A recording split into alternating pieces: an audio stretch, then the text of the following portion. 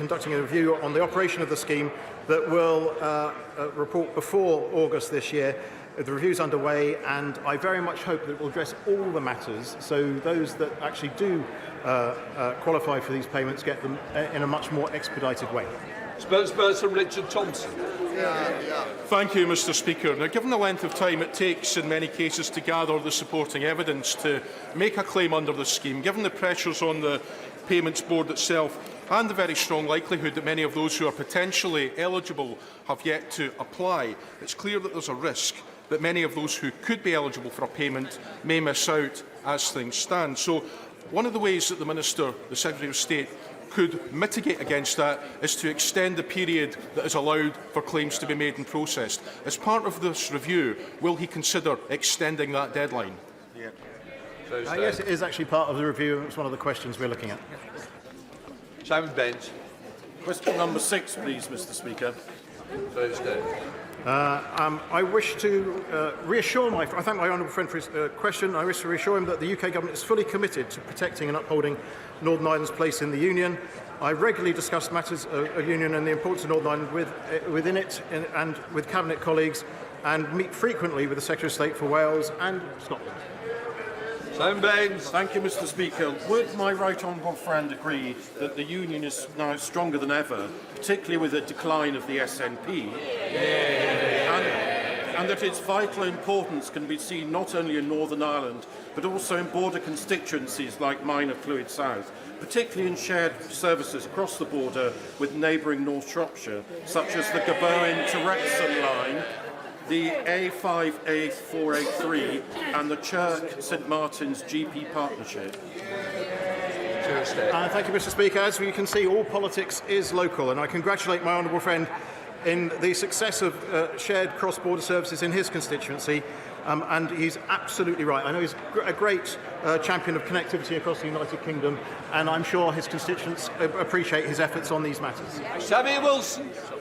Speaker, every devious, deceitful and dishonest tactic is being used to try and bribe, bully and beat unionists into accepting the Windsor Framework and the Northern Ireland Protocol, despite the impact it has on our citizenship and on the Union.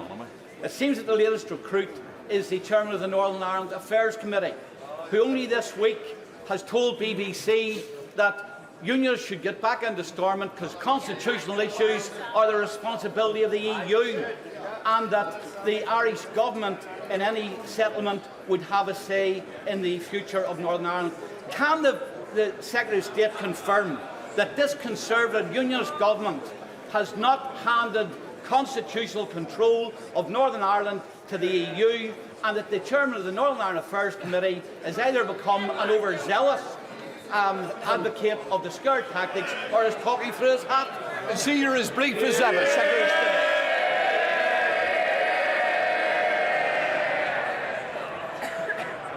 Well, based on that, Chair, the Select Committee Chair has a lot of work to do to increase his popularity in this House. I think, as ever, the honourable gentleman asks a question in his characteristic shrinking violet way, and I have to say I completely disagree with what he says about my right honourable friend. But we need to get a deal done now. The people of Northern Ireland want to get a deal done. It is time for a deal to be done. Let's get the executive back up and running. Before we come to Prime Minister's questions, I'm pleased to inform the House that since last week we've been providing British Sign Language coverage on all question statements as a matter of course. This is available directly on parliamentlive.tv and is also available to broadcasters, media outlets who may be interested in taking up the live feed. I'm delighted that House Service has been able to deliver this significant improvement to accessibility of our proceedings. We now start with questions. Prime Minister Jason McCartney. Question 1, please, Mr Speaker. Prime Minister. Mr Speaker, this morning I had meetings with ministerial colleagues and others in addition to my duties in this House. I shall have further such meetings later today. Jason McCartney. Thank you, Mr Speaker. According to the Alzheimer's Society, nearly 5,000 people are currently living with dementia in my Colne Valley constituency, of whom 3,153 have had a formal diagnosis. That figure went up by 1 this week with my dad's diagnosis. My dad is my constituent. Will my right honourable friend pledge to make dementia a priority by driving up diagnosis rates, bolstering dementia research, investing in social care and improving access to the most innovative diagnostic methods and improving access to new life-changing treatments? Prime Minister. Well, can I send my warmest wishes to my honourable friend and his father and family, and I recognise that a dementia diagnosis can bring worry, both for the person who is diagnosed but also their wider family. And my honourable friend is absolutely right about the timely diagnosis of dementia. It's vital to make sure that those affected can access the care and support they need. NHS England is actually carrying out a pilot to make sure that we can improve dementia diagnosis in care homes. Our major condition strategy also includes a focus on dementia, but crucially, as my honourable friend said, we are now doubling the funding for dementia research so we can help everyone, including his father. We now come to the Leader of the Opposition, Keir Starmer. Can I send my best wishes to the honourable member and his father also, and all those suffering in this way? Mr. Speaker, I can't let today pass without saying how saddened I was by the tragic death of Bronson Battersby, aged just 2, who died in heartbreaking circumstances in Skegness. I know that this House will join me in sending our deepest sympathies to his family. Mr. Speaker, the government has been forced to admit that it has lost contact with 85% of the 5,000 people earmarked for removal to Rwanda. Has he found them yet? Prime Minister. Mr. Speaker, what I can tell the honourable gentleman is that in spite of him blocking every single attempt that we have taken, we have managed now, because of our actions, to reduce the number of people coming here by over a third last year, remove over 20,000 people from this country back to their home countries, carried out 70% more illegal enforcement raids, arrested hundreds of people, closed down thousands of bank accounts, and processed over 100,000 cases, the biggest number in over 20 years, Mr. Speaker. That's because on this side of the House, we want to stop the boats, we have a plan, it's working, and with him, we would just go back to square one. My first thought is, how do you actually lose 4,250 people? Then you remember that this is the government that scrapped HS2, but the costs are still rising by billions. This is the government that spent £400 million of taxpayers' money on a Rwanda scheme, yet can't deport a single person. And this is the government that waged a week-long war on the Greek Prime Minister for reasons known only to themselves. And suddenly are reminded that, of course, this farce of a government could lose the people it was planning to remove. But he didn't answer the question, so I'll ask him again. Where are the 4,250 people that the government has lost? Where are they? Mr. Speaker, as I said, we've actually identified and removed over 20,000 people from this country back to where they belong. But he asks these questions about the Rwanda scheme, Mr. Speaker. That it is important that we get this up and running, because it's important, as the National Crime Agency say, that we have a working deterrence to resolve this issue. That's indeed how Australia solved this problem, and that's how Albania has worked for us. But we know he asked these questions, Mr. Speaker, about the detail of these things, but we all know he doesn't actually care about solving this problem, and we know this because when the BBC asked him about the Rwanda plan, they quizzed him and they said, if the numbers crossing the channel on small boats decline, i.e. so it's working, would you still reverse it? The Labour leader said yes. It's crystal clear he doesn't have a plan, and it will be back to square one, Mr. Speaker, spending £400 million on a plan not to get anybody to Rwanda whilst losing 4,000 people is not a plan. It's a farce. Only this government could waste hundreds of millions of pounds on a removals policy that doesn't remove anyone. Only this government could claim that it's going to get flights off the ground only to discover they couldn't find a plane. Only this government could sign a removal deal with Rwanda only to end up taking people from Rwanda to here. But he still hasn't answered the question. So I'll try again. What progress has he made in locating the 4,250 people his government has apparently lost? He's dodged it 3 times. Where are they? Mr. Speaker, it's the same thing again and again. Here we are talking about what we are doing, but I'm happy to go over it, Mr. Speaker. What are we doing? We've increased the number of illegal enforcement raids by 70%, leading to thousands of arrests, using powers, Mr. Speaker, that he blocked in this House. We have closed down thousands of bank accounts of illegal workers, again, using powers that he blocked, Mr. Speaker. Order. Mr. Do you want that early cup of tea, or are you going to be a little bit more silent, Prime Minister? And, Mr. Speaker, as I said, we have worked through a record number of cases and returned a record number of people back to where they've come. All of that is a plan that is working, and we can see that it's working because the numbers of people coming to this country are down by over a third, Mr. Speaker. But again, it is a bit rich to hear him in here pretending that he cares about how we actually stop the boats when he's been crystal clear.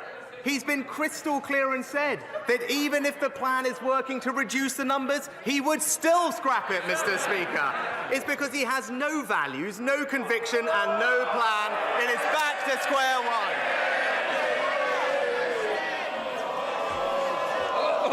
No. Yes. He hasn't got a clue where they are, has he? I can tell you one place they aren't, and that's Rwanda. Because the only people who sent to Rwanda is cabinet ministers. And for all the word, the ridiculous thing is, we know the Prime Minister himself doesn't even believe in this Rwanda gimmick. He had to be talked out of scrapping the whole thing. He didn't want to fund it. He didn't think it would work. When he sees his party tearing itself apart, hundreds of bald men scrapping over a single broken comb, doesn't he wish he'd had the courage to stick to his guns? Well, Mr. Speaker, now, I have absolute conviction that the plan we've put in place will work. Absolute conviction, because I believe it's important that we grip this problem. Now, he spends a lot of his time in this House talking about his time as a lawyer, Mr. Speaker, and I would urge him to listen to them, because Lord Wolfson has said that our bill severely limits the...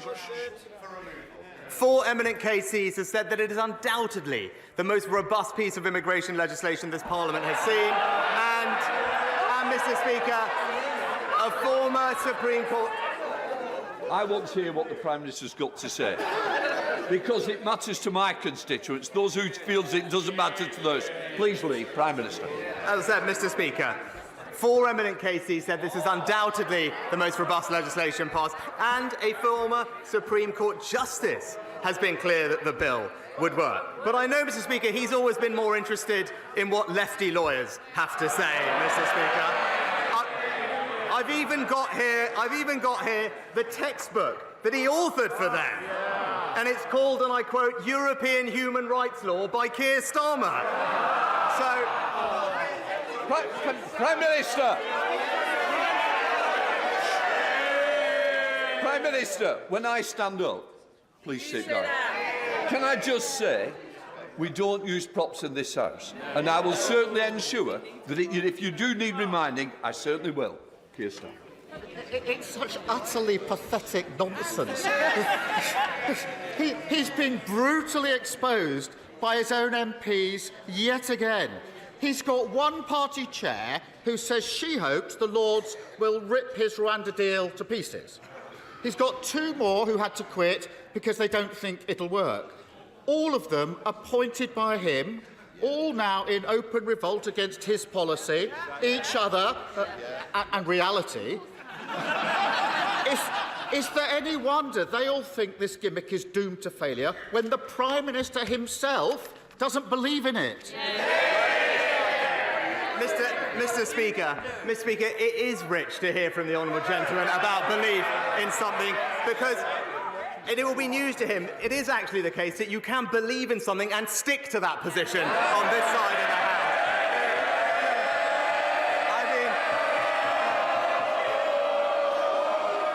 I will say to this side. Oh, hello. Somebody's jumping in from over. Can I just say it's very important. It's an important day. People want to know what's going on. So I want my constituents, just like yours, to hear what the Prime Minister's got to say. Prime Minister. Just this week, Mr. Speaker, we had another example of the honourable gentleman doing one thing, saying another, because this week he backed the Home Secretary in banning the terrorist group Hizb ut-Tahrir, despite him personally using the European Court of Human Rights to try and stop them being banned. And don't take my word for it, Mr. Speaker, the extremist's own press release said, and I quote, "the Hizb ut-Tahrir legal team led by Keir Starmer." Now, I know he doesn't like talking about them because they've been a client, but when I see a group chanting jihad on our streets, I ban them, he invoices them.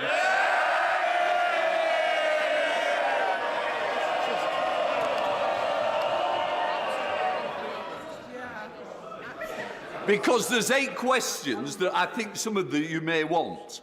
Well, I'll tell you what, there's some's already gone off the list who wanted them. Keir Starmer. Mr. Speaker, if he stuck to his position, he'd be voting with us. He'd be voting with us. His former Home Secretary says the plan won't work. His current Home Secretary calls it batshit. His former Immigration Minister doesn't back his plan. Even the Prime Minister himself doesn't believe in it. And last week, another of his MPs said the Tories should admit that things have got worse since they came to office, that after 14 years they've left Britain less united, the country is a sadder place. If the Prime Minister can't even persuade his own MPs that it's worth supporting him, if he himself doesn't even believe in his own policies, why on earth should anyone else think differently? Mr. Speaker, another week when it's crystal clear the honourable gentleman doesn't believe in anything and he doesn't have a plan. Now, while he talks the country down, let me update him on what's actually been happening in the past week. Inflation more than halved from 11% to 4%. Real wages rising. Real wages rising for the 5th month in a row. Last week, rates started falling and millions of people benefited from a tax cut worth £450. So while he takes us back to square one with a £28 billion tax grab, let's stick with a plan that's delivering a brighter future for Britain. Mr. Speaker, it's against the law to silence victims of crime, but that's exactly what the Post Office did through the use of non-disclosure agreements. And this is just the most recent case of NDAs covering up mismanagement, misconduct and even crimes at work. Will my right honourable friend, the Prime Minister, consider banning their use in all severance agreements once and for all? Minister.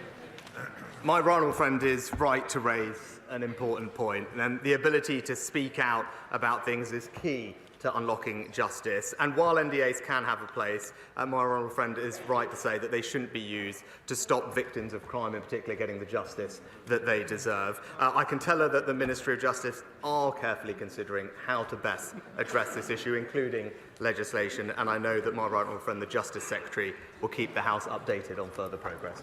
Leader of the SNP, Stephen Flynn. Mr. Speaker, when people woke up today in homes that they can't afford to heat with mortgages that they're struggling to pay, to news that inflation is once again on the rise, they'll have looked to Westminster for answers. And instead they find a UK government which is tearing itself apart over how quickly it can send vulnerable people on a plane to Rwanda.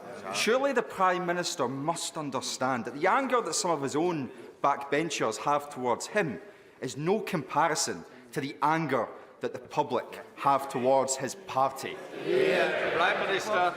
Mr. Speaker, if the honourable gentleman did care about supporting working families to pay their bills, to pay their mortgage, why on earth is the SNP making Scotland the highest tax part of the United Kingdom, where the average, Mr. Speaker, not the wealthiest, where the average worker in Scotland is now paying more tax than they do in England? Stephen Flynn. Of course, Mr. Speaker, when it comes to the Rwanda bill, the reality is that if you want to stop the smuggling gangs, you should introduce safe and legal routes. But instead, the Prime Minister is seeking to weaponise some of the most vulnerable people in society.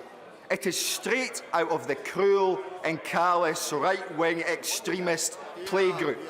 His time in office is fast approaching its conclusion. Does he seriously want this to be his legacy? Prime Minister. Well, Mr. Speaker, as I said, it is important that we stop the boats because illegal migration is simply not fair, Mr. Speaker. It's not right that some people jump the queue, that they take away our resources to help those who are the most compassionate, that need our most help, and, by the way, Mr. Speaker, are exploited by gangs, and many of them lose their lives making these dangerous crossings. So I completely disagree with the honourable gentleman. The fair and the compassionate thing to do is to break these criminal gangs, and that's why we're going to stop the boats. Dean Russell. Thank you, Mr. Speaker. Unexpectedly, 5 months ago, I had a heart attack. And thanks to the swift action of the NHS emergency services, it was caught early. So one stent operation later, I was on a swift path to rehabilitation and recovery and sat here today, fighting fit and a bit lighter too. So along with encouraging everyone to visit the British Heart Foundation website to understand the early warning signs and get fantastic resources to help them, would the Prime Minister also join me in personally thanking everyone who helped to save my life and help me recover, including the East of England Ambulance Service, the teams at Watford General and Harefield Hospital, the cardiac rehabilitation teams, and everyone who supported me, especially my family and my team, some of whom are in the gallery today, who helped ensure that I continue to deliver for the great people of Watford. I thank my honourable friend for sharing his story, and I know the whole House will be delighted to hear that he's made a swift recovery. We all wish him good health for the future as he resumes his excellent campaigning on behalf of his constituents in Watford. And I also join him in thanking our fantastic NHS staff for the life-saving work that they do up and down the country. We're backing them with record resources, from our doctors to our ambulance service. We are all in this House truly grateful for what they do. Caroline Lucas. Thank you very much, Mr. Speaker. Until the UK government calls for an immediate ceasefire, it is complicit in the horrors in Gaza. Not my words, but those of the head of Oxfam, who, like every single agency trying to operate on the ground, is clear that aid can't be effectively delivered while fighting continues. More UK aid is, of course, welcome, but even when it does get through, it can result in what one Palestinian aid worker calls bombing us on full stomachs.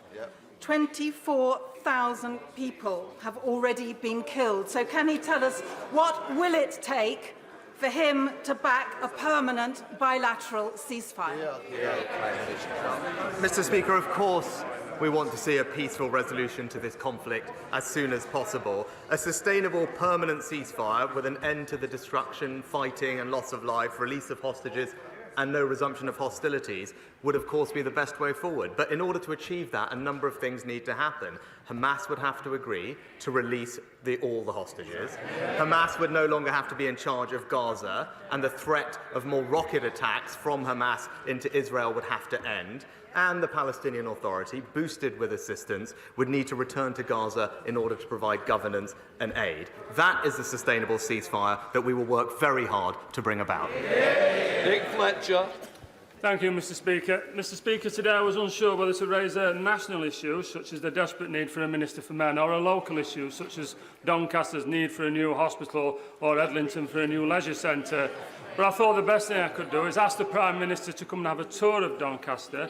And while I'm showing him around my hometown, I can press the need for a Minister for Men, I can show him the site for a new hospital, and I can introduce him to the people of Edlington so he can discuss their new leisure centre. So will the Prime Minister accept my invitation?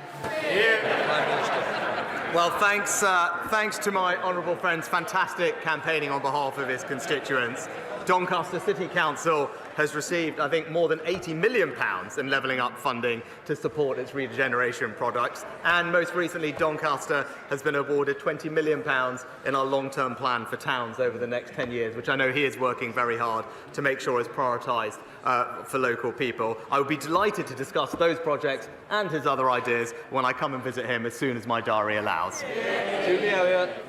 Thank you, Mr. Speaker. 71% of requests for funding from the Community Ownership Fund aimed at saving libraries, pubs and village halls have been rejected since 2021. It pits communities against each other and does nothing to address the underlying causes that have led to the loss of these much-loved assets. When will the government offer more than a simple sticking plaster for our towns, high streets and communities? Prime Minister. Well, Mr. Speaker, I set up the Community Ownership Fund when I was Chancellor, and it is doing fantastic work, funding hundreds of projects across the country, including, I believe, one in the Honourable Lady's own constituency, the Back on the Map scheme. It is there to support local communities to take over assets, whether it's pubs, village halls or other community assets, and it's doing a fantastic job. It's right that there's a competitive process because we want to make sure that that money is deployed in the areas where it can make the most difference. Greg Smith. Thank you, Mr. Speaker. Overcrowding on Chiltern railways has become a daily misery for commuters from stations like Haddenham and Tame Parkway and Princes Risborough in my constituency, the root cause of which is an ageing fleet constantly breaking down and shorter trains having to be run. There are proposals on the table for both short-term additional capacity and long-term fleet renewals. So will my right honourable friend, the Prime Minister, instruct the Department for Transport to fast-track those proposals so we can end overcrowding on Chiltern? Prime Minister. And I agree with my honourable friend that the performance on Chiltern hasn't been good enough in recent times. I know that Chiltern have recently begun engagement with the rolling stock leasing market, which will help reduce overcrowding, but also together with DFT, they're looking at providing additional capacity at peak times. So I know my honourable friend, the Rail Minister, will ensure that these plans continue to progress and keep my honourable friend updated. Patrick Reddy. Thank you, Mr. Speaker. What exactly is it about the prospect of deportation to Rwanda that makes the government think it will be such a deterrent to asylum seekers? Does it think that life in Rwanda is somehow less comfortable, less secure, less safe than it is here in the United Kingdom? What does the government think is wrong with Rwanda that means asylum seekers won't want to live there? Speaker, it's nothing there's anything wrong with it, it's just that it's not the United Kingdom, Mr. Speaker. And I have to point out to the honourable gentleman that deterrence works. We know that it works because our scheme with Albania has ensured a 90% reduction in arrivals from that country. Therese Coffey. Mr. Speaker, I know my right honourable friend the Prime Minister is committed to energy security and the development of renewables, as am I, and that's why Sizewell C started a DCO this week. However, there are plenty of other developments which are happening on greenfield sites where CPOs are planned to be used by National Grid to plough up farming fields used for food but also tree production as well, when there are brownfield sites already available connected to the network. National Grid is refusing to publish its study of Bradwell and why they deem it would not be suitable for this connection of offshore wind farms and interconnectors. Will he meet with me to discuss this and other East Anglian MPs and also to use the powers of his office to get that study published? As my honourable friend will know, that planning applications for new infrastructure are managed independently, so I can't comment on specific cases, but I do agree with her that it's important to listen to the views of local communities like those that she represents across Suffolk and East Anglia. I know my honourable friend for Aberdeenshire West was visiting her area recently to mark the commencement of the project at Sizewell C, and I can assure her that relevant ministers will continue to pay close attention to her concerns. Stevens. Thank you, Mr. Speaker. The Leader of the House last week correctly described the contaminated blood scandal as on another level compared to other scandals. Now that Sir Brian Langstaff has announced today the publication of the final report of the infected blood inquiry, he reminds us, Mr Speaker, that his principal recommendation remains that a compensation scheme should be set up with urgency and that no one should be in any doubt about the serious nature of the failings over more than 6 decades that led to catastrophic loss of life and compounded suffering. Prime Minister, over 100 parliamentarians wrote to you this week, so can you tell us now when those affected will be paid compensation for their loss? Mr Speaker, I'm acutely aware of the strength of feeling on this issue and indeed the suffering of all of those impacted by this dreadful scandal. I gave evidence to the inquiry last year, and as I said then, I recognise the suffering that thousands have experienced over decades. He will know that the Minister for the Cabinet Office updated Parliament on this towards the end of last year. He'll know it's a highly complex issue. Interim payments have been made in some cases, and we are committed, absolutely committed, to responding to the final report as quickly as possible following its publication. Robert Neal. Thank you, Mr Speaker. Last week, Conservative-controlled Bromley Council's children's services were rated outstanding by Ofsted in all 4 areas of inspection, only the 3rd time that has happened under the current framework. Will he join me in congratulating the officers and members of Bromley Council and perhaps even visit Bromley and see our new cost-saving civic centre? Well, perhaps not quite on my way to Doncaster, but I'll bear it in mind. But can I join my honourable friend in paying tribute to Bromley Council and all the officers involved in providing what is an incredibly important service in their local community and looking after some of the most vulnerable children in our society. They all deserve our thanks and our praise for their brilliant efforts. Dr. Rupert. Thank you, Mr Speaker. HS2 promised to transform intercity travel and my seat where Old Oak Common will be one day. But after Leeds and Manchester were ditched, it's London end's now in doubt. Could the PM today commit to ensuring it at least reaches Euston, or is he intent on stopping all transport forms, except private jets, maybe? Prime Minister. I think her leader might have something to say about the forms of transportation, Mr Speaker, and perhaps on HS2 as well, because I still haven't actually heard from him his position on the whole subject. But we have, Mr Speaker, I would say Old Oak Common is destined to be one of the foremost stations in the country because of the stationment and the extra connectivity that it will have across London as the initial terminus for HS2 trains. And as we said at the announcement, we are working with the private sector, as we have done in other developments in London, to raise private money, save the taxpayer money and deliver the connection to Euston as planned. Thank you, Mr Speaker. I've just got back from the inaugural Women's Health Summit. During the summit, it was announced that the specialist maternal mental health services will now be available to women in every part of England by March. This is particularly pertinent for me after one of my constituents, Jessica Cronshaw, passed away whilst pregnant with her baby Elsie after suffering with severe pregnancy sickness, hyperemesis gravidarum. So can I thank the government for following through with this important reform and push him to keep going with the spirit of this reform so our NHS is fit for women in the future? Prime Minister. Well, can I thank my honourable friend for raising this matter, and I know the whole House will want to convey our sympathies to Jessica's family, but I'm pleased that the reforms that we are making will make a difference to women across the country in the future. We're committed to our women's health strategy, and I'm grateful that for her support and, again, her advice and ideas so we can ensure it delivers the care that we want it to across the country. Andrew Gwynn. The Conservative candidate for the Wellingborough by-election yesterday revealed that the Conservative Party had offered her a deal to be the candidate if the previous member, her partner, stood down without a fuss. The Prime Minister said just last week that candidate selection is all done locally within his party. So would he now like to deny that this secret deal was offered? Mr Speaker, as I said last week, in our party, candidate selection is done locally. James Gray. Mr Speaker, would my right honourable friend the Prime Minister agree with me that a remote rural hotel is just the wrong place to house asylum seekers and refugees from their point of view? And will he therefore join me in thanking the Home Secretary for announcing yesterday that the Wiltshire Hotel outside Rolwyn Bassett is in fact to be returned to its proper purpose in April? Well, I thank my honourable friend for the question. He's absolutely right. The use of hotels is unfair, and also it's unfair on local communities and also costs taxpayers £8 million a day. And that's why our plans to reduce the number of people coming has meant that we could close the first 50 hotels across the country, with more to follow. And I thank the Home Secretary and his team for their efforts. But fundamentally, the only way to resolve this once and for all is to implement our Rwanda scheme so we can have a working deterrent, and that's how we will stop the boats. Charlotte Littles. Thank you, Mr. Speaker.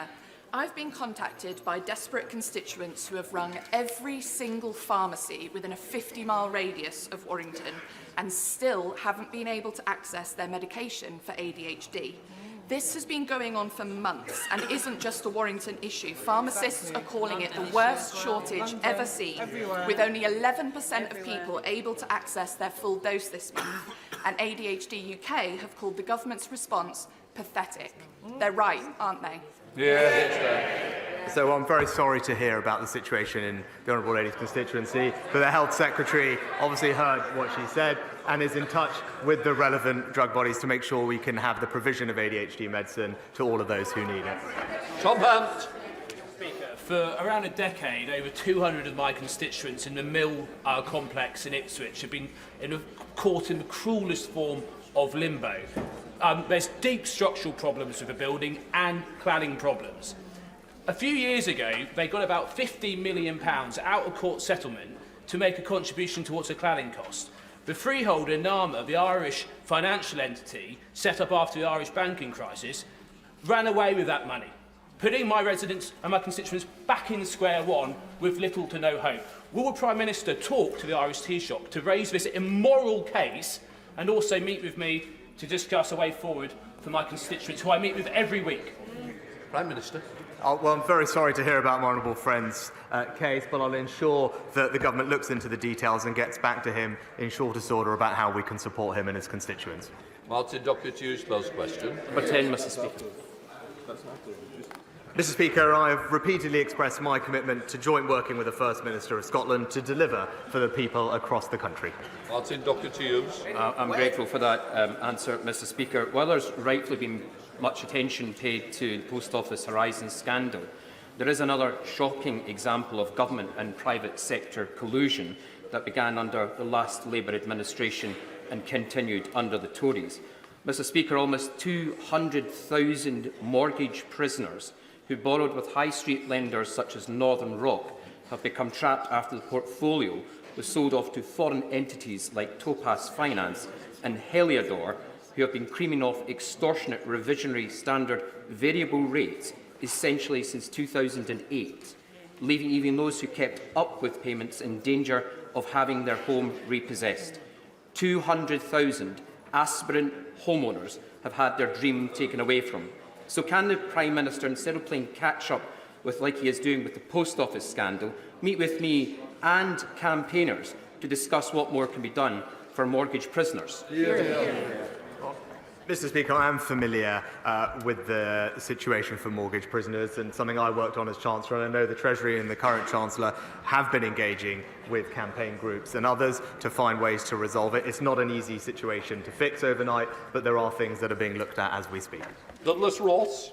Mr. Speaker, yesterday the Scotch Whisky Association published a report looking at the economic impact of the sector, not just in Scotland but across the whole of the UK. Some of the highlights included that in 2022 they generated £7.1 billion in gross value added, £2.1 billion has been invested in capital projects between 2018 and 2022, and 41,000 jobs are supported by the sector in Scotland, including 1 in 9 in my Murray constituency. Does the Prime Minister agree that supporting the Scotch whisky industry in the forthcoming spring budget and beyond is a correct priority for this government?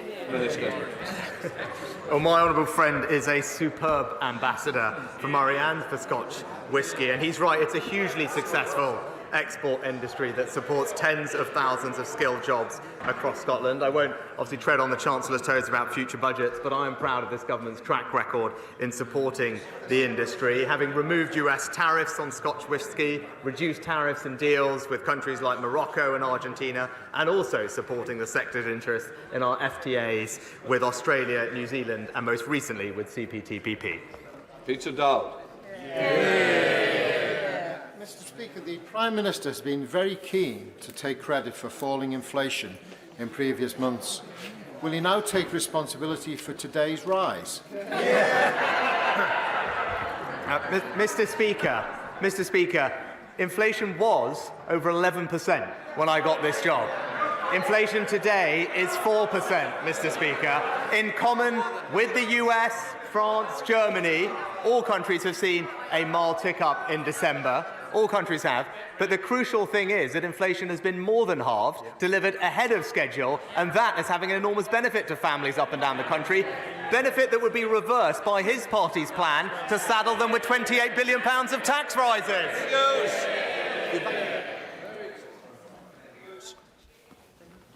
Mr. Speaker, I'm a keen park runner in Walsall, but I'm also part of the core team of volunteers that recently brought Parkrun to Tamworth. So in the 20th anniversary year of Parkrun, will the Prime Minister join me in encouraging other towns that don't yet have a Parkrun to get one? Prime Minister. Well, it's great to hear that my honourable friend is an avid park runner, and I thank him for actually volunteering so that the people of Tamworth can enjoy one too. I completely agree with him. When I had more time, I was a regular at the North Allerton Park Run and the Junior Park Run as well, which I recommend for those with children. It is a fantastic and accessible way to get people moving, and I join him in encouraging everyone to get involved in his local area and beyond. Daisy Cooper. Thank you, Mr. Speaker. At the last general election, residents in West Hertfordshire were promised a new hospital, but we are still waiting for the green light and having to put up with broken lifts and overly crowded treatment wards. In other parts of the country, there are entire hospital buildings that have had to be closed down, like the one in Stepping Hill in Stockport, because they are structurally unsafe. From broken promises on new hospitals to the backlog of repairs, people are sick and tired of waiting. So can the Prime Minister tell me, by the time of the next general election, how many of the broken hospitals will be fixed, and will my residents be able to point to a single spade in the ground? Yeah. Well, Mr. Speaker, we're investing record sums to not just deliver 40 new hospitals across the country, but 90 different hospital upgrades. And she'll be familiar with the plans, I hope, at West Hertfordshire Trust to develop a new emergency and specialty care facility at Watford General, including women's and children's services. It will make an enormous difference to residents in the area. Leave it. Thank you, Mr. Speaker. A recent BBC News article raised fears that Blyth could become a ghost town, as we see our shopping centre closed to be replaced by a new higher education facility. Residents are right to be concerned, and I have personally seen decades of Labour neglect and decline in our town. And I really have. But this Conservative government has invested hundreds of millions of pounds to level up my constituency with spades in the ground as I speak here in the House of Commons. Can my right honourable friend assure me that the rebirth of our towns will continue as a key focus of this Conservative government? Well, my honourable friend is absolutely right, and I commend him for being such a strong advocate for Blyth. And nearly half of the recent Towns Fund has been distributed to northern regions in England to level up constituencies like his own. And that is the difference. As he said, after years, if not decades, of neglect under the party opposite, it's this government that is levelling up across our country. Final question, Ian Mans. I'm very grateful, Mr. Speaker. In June 2022, to some fanfare, the government announced the approval of £41 million for a package of works for the restoration of the Tyne Bridge, which is the route of the A167, the old A1, and it connects Gateshead with Newcastle city centre, and is instantly recognisable around the world as an emblem of Tyneside. However, the funding is still awaiting sign-off within the Department of Transport, and work cannot progress. So given the scale and the complexity of the work that's required, and the significant additional cost implications if funding doesn't come forward, can we actually have the money, please, to get on with the work so that the bridge will be ready for its centenary celebrations in 2028? Well, Mr. Speaker, I'll ensure that the relevant minister gets back to him with an update on the project, and I'm pleased not just investing in that project in his area, but also following on from the last question, I know his area has received levelling up funding worth £20 million to help transform the visitor economy economy in Gateshead. Yet more example of this government investing to level up across the north and across the country. That completes Prime Minister's questions.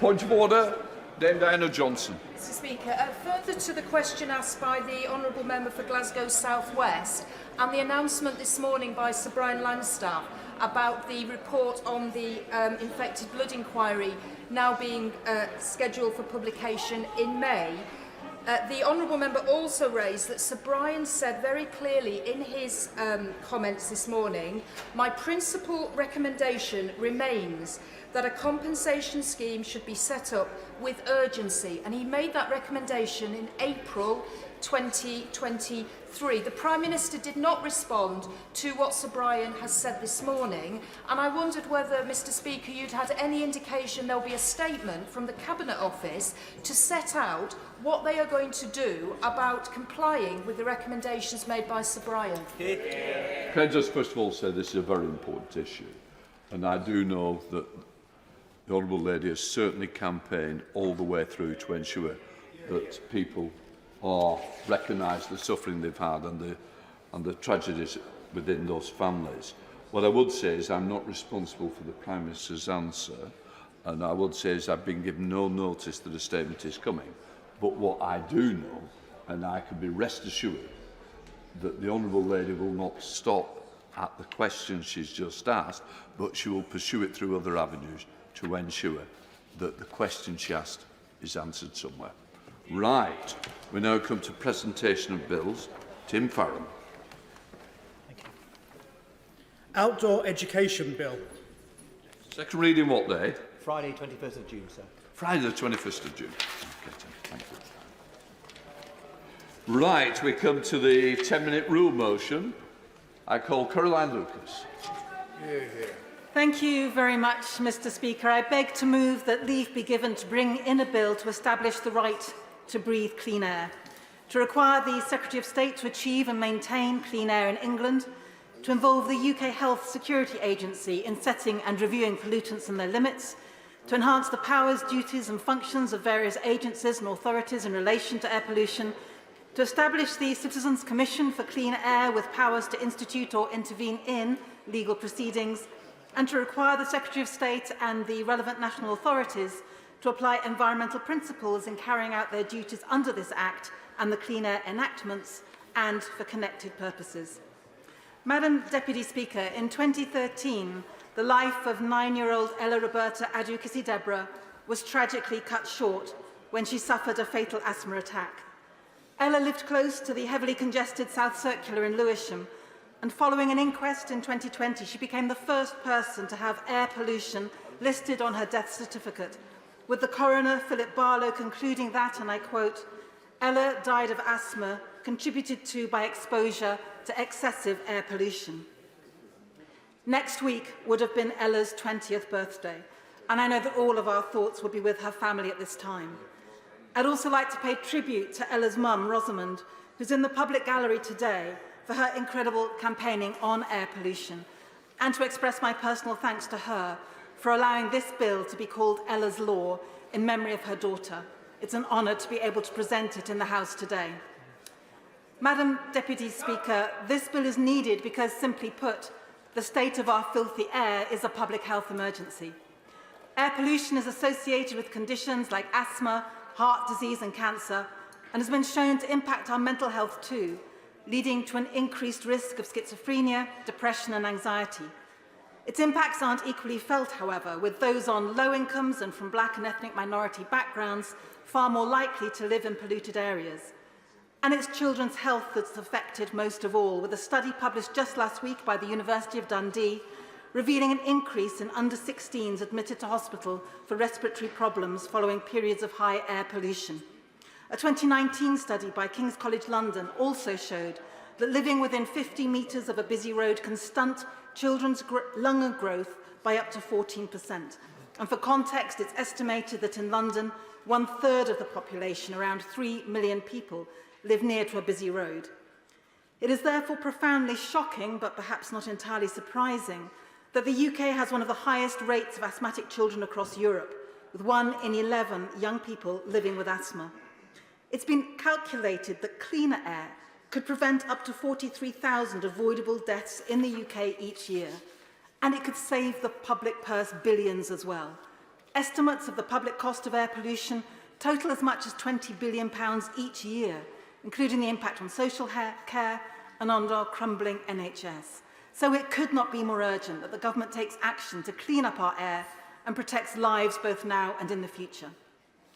Yet despite their current approach being vastly insufficient, ministers remain bullish in defending their efforts.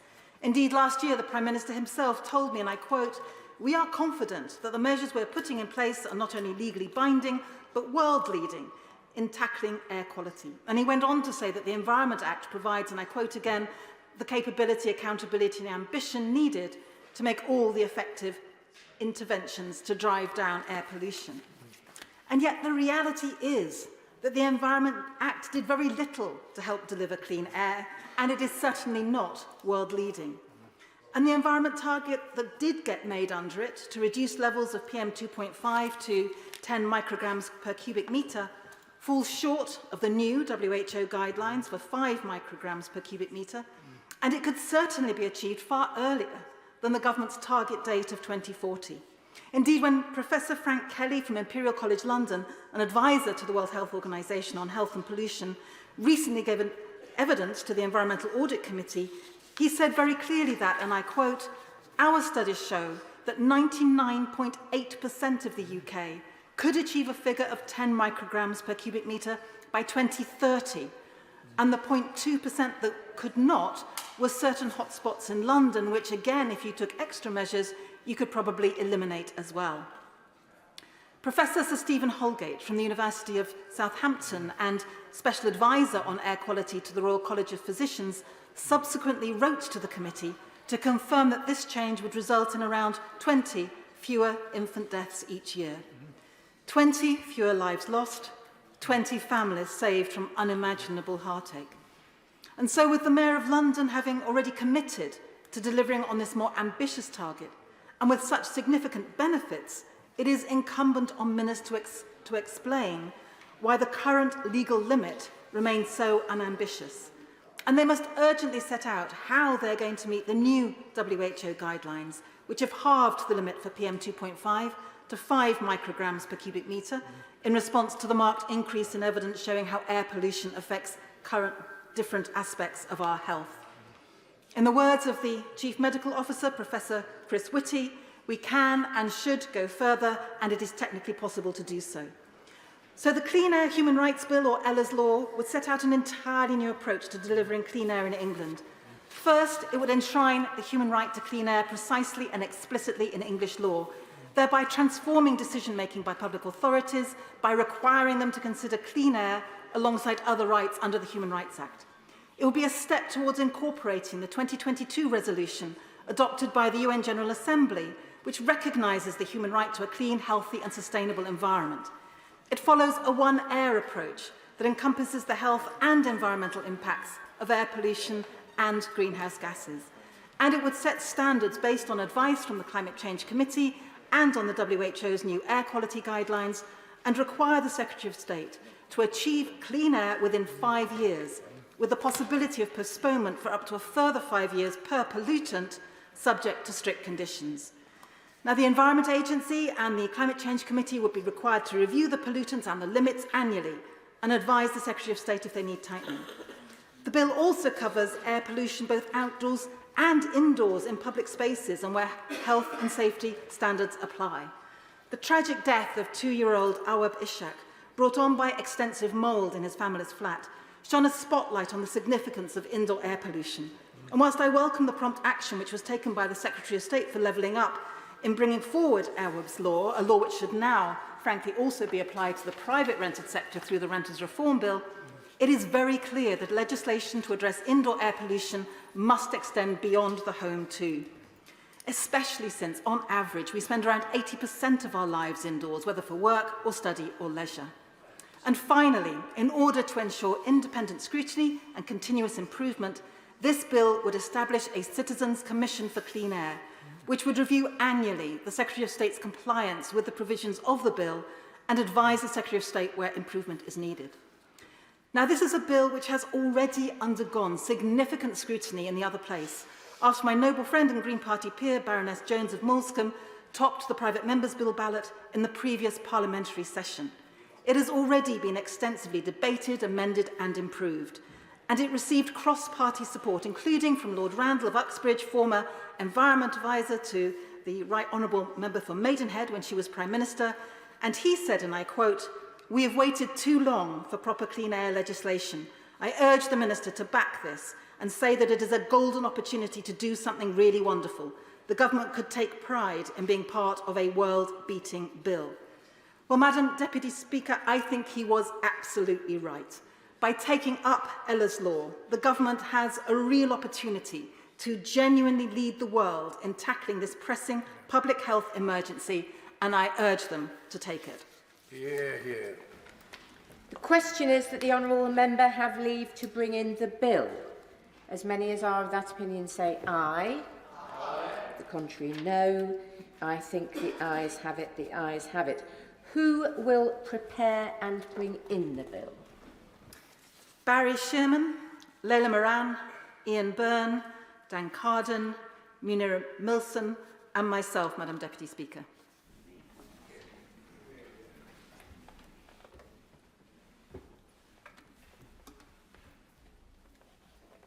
Caroline Lucas.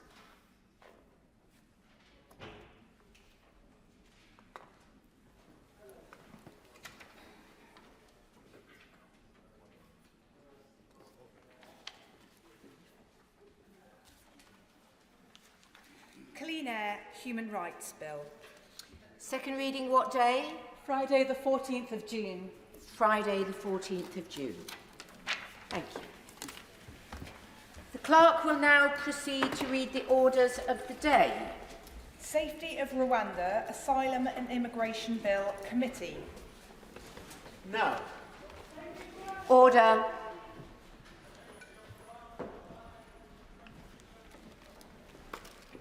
Sergeant.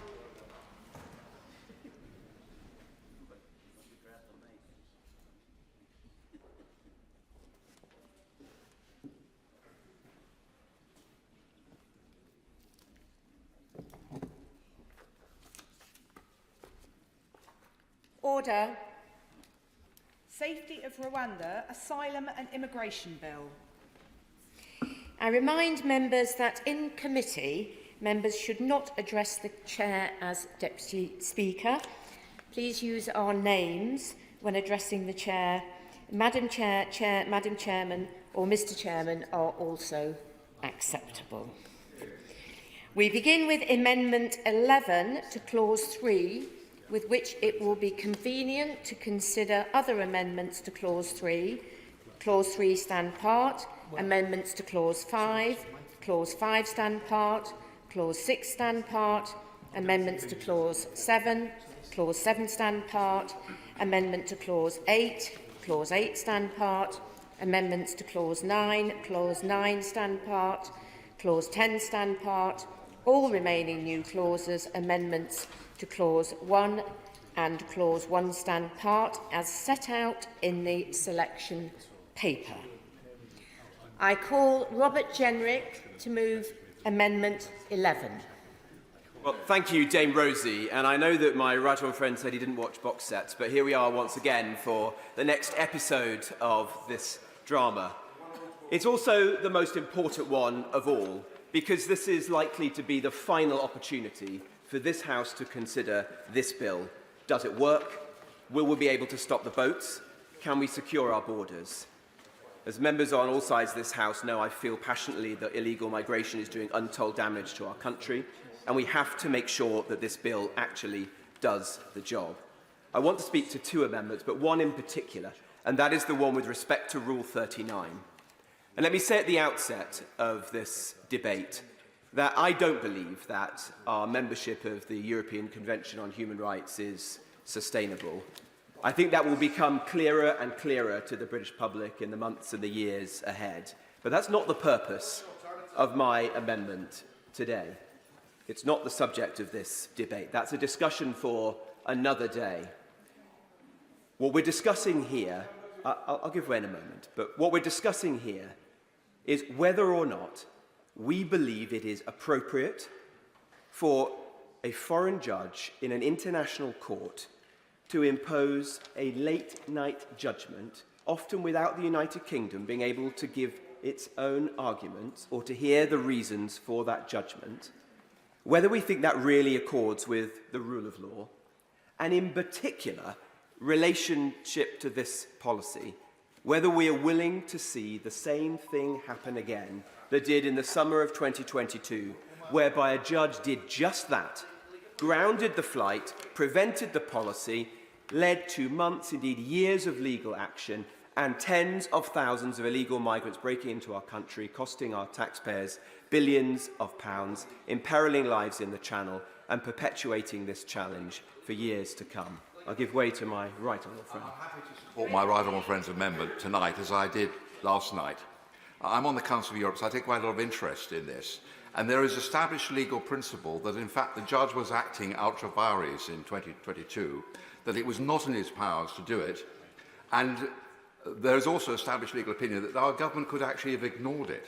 So how does this relate to his amendment now? Well, I'll come on to exactly the points that he's making. They're fair and important ones.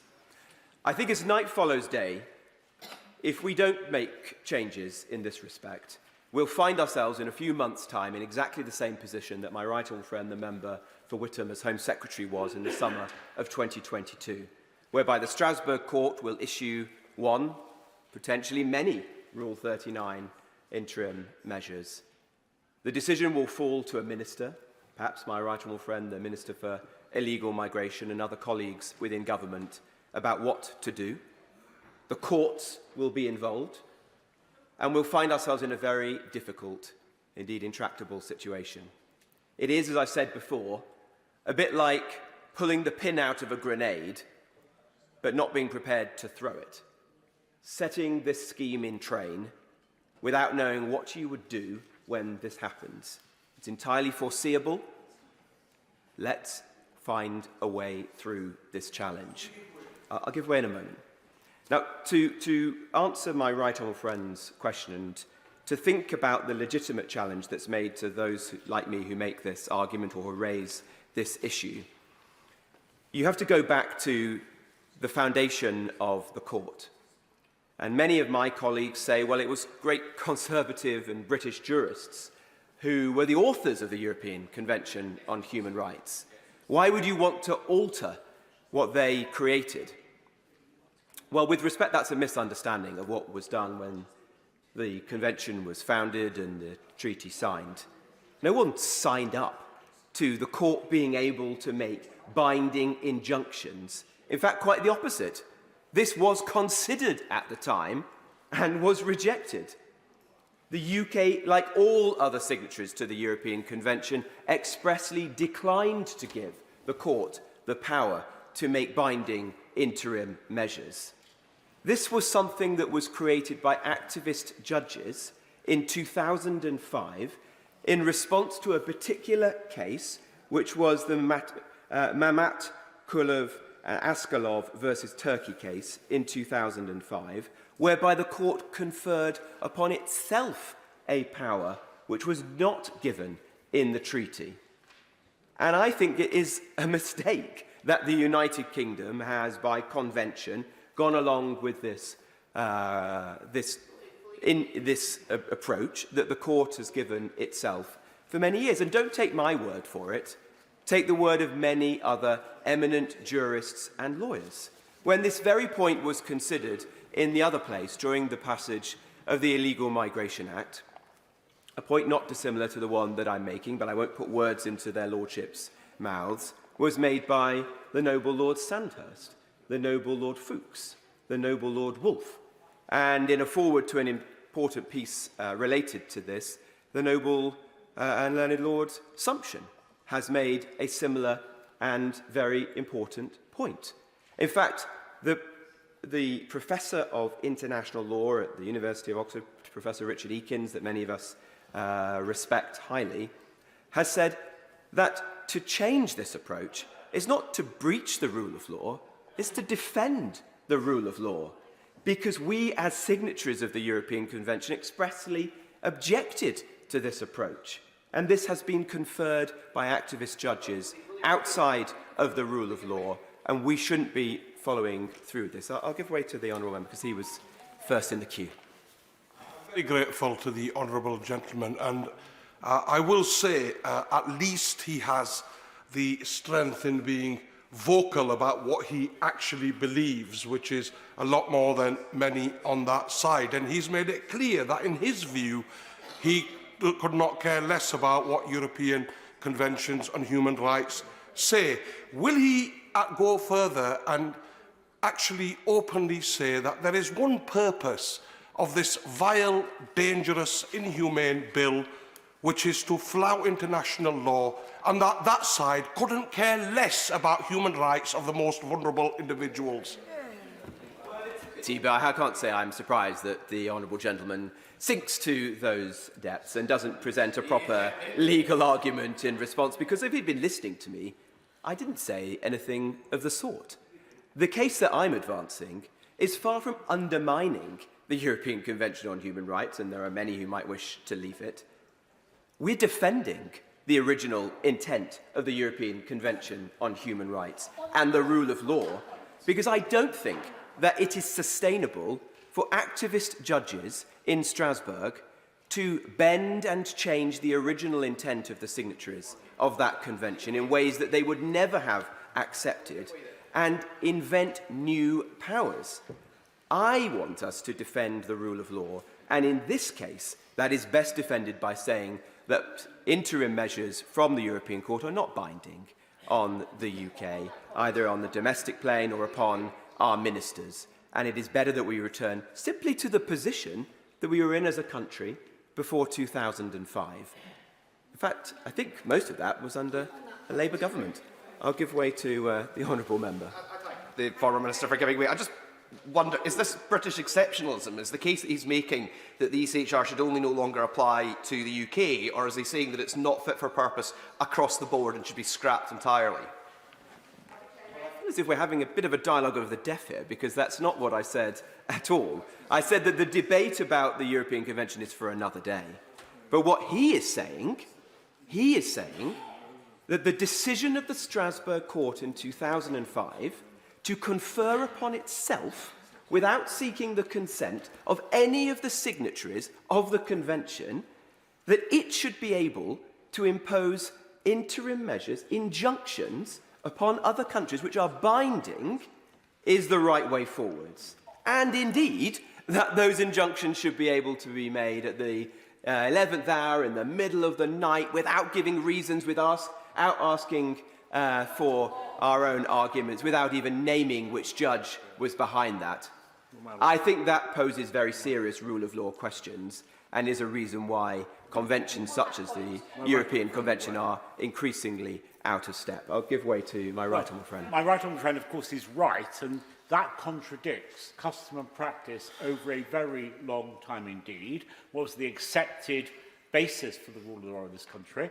He cites Lord Sumption and Lord Wolfe, but he might have cited A.V. Dicey, who established long ago as a constitutionalist, supported by Lord Denning and many others after, that the relationship between the rule of law and this place is that a polity makes laws because it has the legitimacy to do so, conferred on it by the people, and it can change laws, and that, frankly, means that this House is supreme. That doesn't in any way underestimate the significance of international agreements and treaties, but it does affirm the significance and sovereignty of this House. I entirely agree with my right honourable friend, and let's move forwards and see what... Well, I'll give way to the Honourable Lady, but then I'll continue my argument. For giving way, because as somebody who has served on the Council of Europe and was proud to do so because of the United Kingdom's history in setting it up to protect citizens from overbearing governments, I think it is worth to look at the actual data on interim measures. So for the 3 years that we know about, in 2019, there were 82 requests made to the Strasbourg Court for interim measures against this government. 0 were granted. In 2020, 47 made, 2 granted. In 2021, 51 applications against this government, 5 granted. So that's just 7 out of 180. Is he really suggesting that this government gets things right all the time, that there should be no capacity to legally challenge them, even when irrevocable harm is on the agenda? I'm making, and once again, the Honourable Lady isn't listening. The point I'm making is not about the virtues or otherwise of our membership of the European Convention on Human Rights. I've said that is a matter for another day. The discussion on this amendment is simply whether or not we believe it is right that the Strasbourg Court should confer upon itself, without our consent, the ability to impose binding injunctions. There's a separate question, not unrelated, as to how those injunctions are made, and I think most of us, I'd like to believe, would agree that doing them late at night with an unnamed judge without giving reasons raises serious rule of law questions. Perhaps the Honourable Lady disagrees with that. But the purpose of this amendment is to enable us to return to a position that, yes, of course, the Honourable Lady has her clip for social media now, so the rest of the debate is largely irrelevant. But I'll give way to the Honourable Lady. I want to address the point of law about the court in Strasbourg. The difficulty with the argument he's making is this, is it not? That under the scheme of the Convention, the court is the body that determines the meaning of the Convention, and not just in the case, the 2005 case, but consistently thereafter. The court has held that failing to comply with interim measures amounts to a breach of Article 34 of the Convention. Now, that's the legal difficulty with his argument, is it not? No. Maybe a good faith disagreement between the Honourable Lady and I, but I don't believe that international bodies and courts should be able to grow organically as a result of the decisions of activist judges. I think this is a matter of the rule of law and of parliamentary sovereignty. And we in the United Kingdom chose to be signatories of the European Convention on Human Rights. I don't think it's correct that the court gave itself this power in 2005. Now, let me return more directly to how this relates to this policy. So, firstly, let's cast our mind back to the summer of 2022. An interim measure came via a Rule 39 interim measure was imposed by the court. This grounded the flight and prevented us from proceeding with the policy. Do we think that anything has changed in the months and years that have passed? My conjecture is no. We will be in exactly the same position in a few months' time unless we take action. In the Illegal Migration Act, we included a provision which merely restated the orthodox constitutional and legal position that, in theory, it is at the discretion of a minister as to whether or not to comply with a Rule 39 interim measure. Belying that was the government's legal advice that, in its opinion, which I believe to be erroneous for the reasons I've just described, it would be in breach of international law to do so.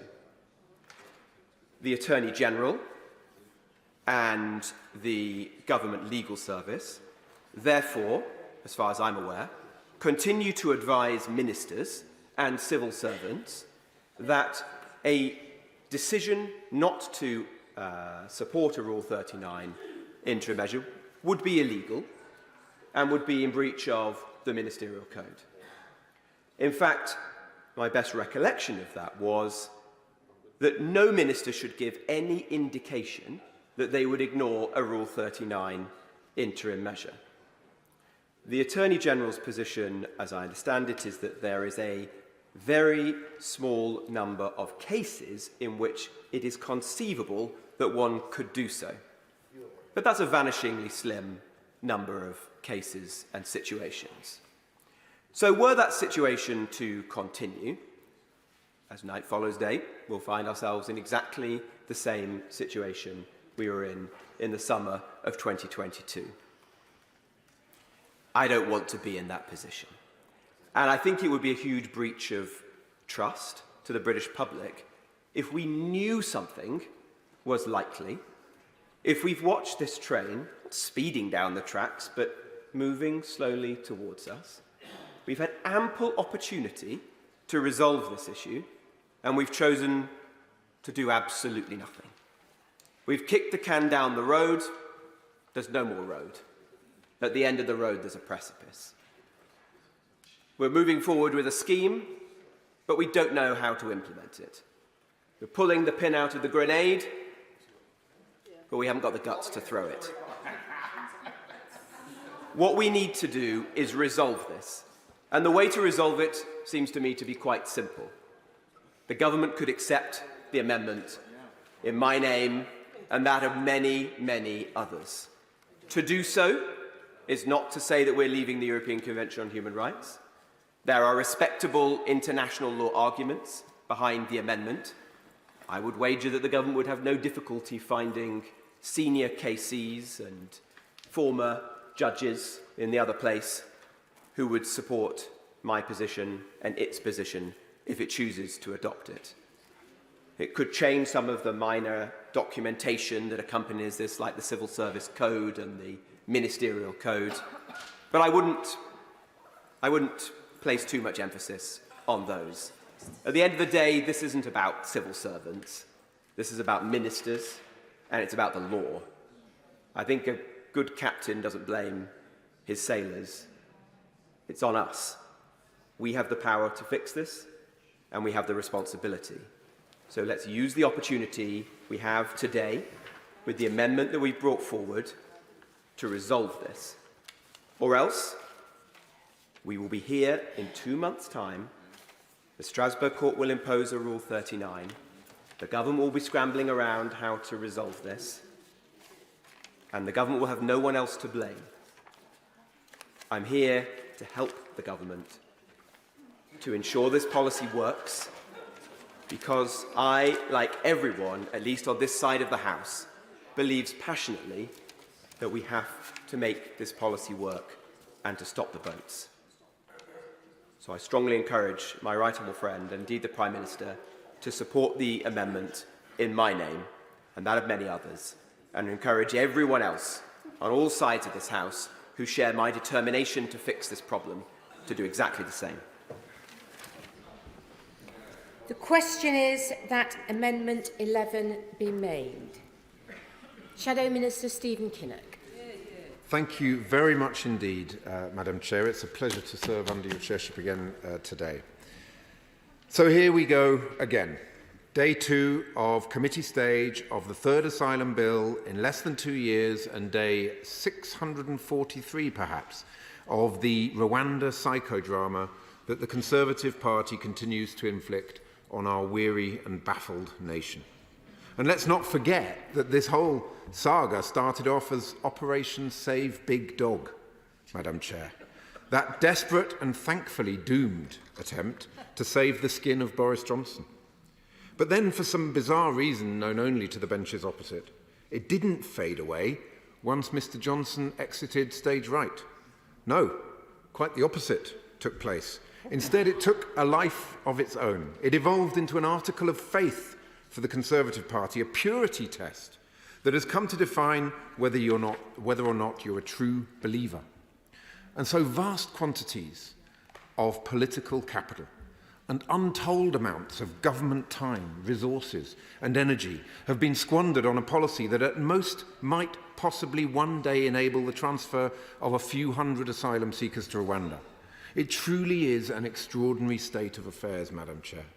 And meanwhile, out there in the real world, food bills are spiralling, mortgages are going through the roof. There are 7.8 million people on NHS waiting lists. Raw sewage is being pumped into our rivers, and at least 30,000 people risked life and limb to cross the channel on small boats.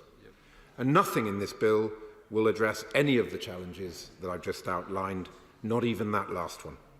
As I said yesterday, the Rwanda plan is extortionately expensive, with £400 million on its way or committed to the government of Rwanda without a single asylum seeker ever being sent there. And in addition to that vast sum, it will cost at least £169,000 to send each individual asylum seeker to Rwanda, probably far higher than that, but the government is refusing to come clean on that point. It's also unworkable because there is no evidence that sending just a few hundred asylum seekers will deter the tens of thousands who are crossing the Channel each year.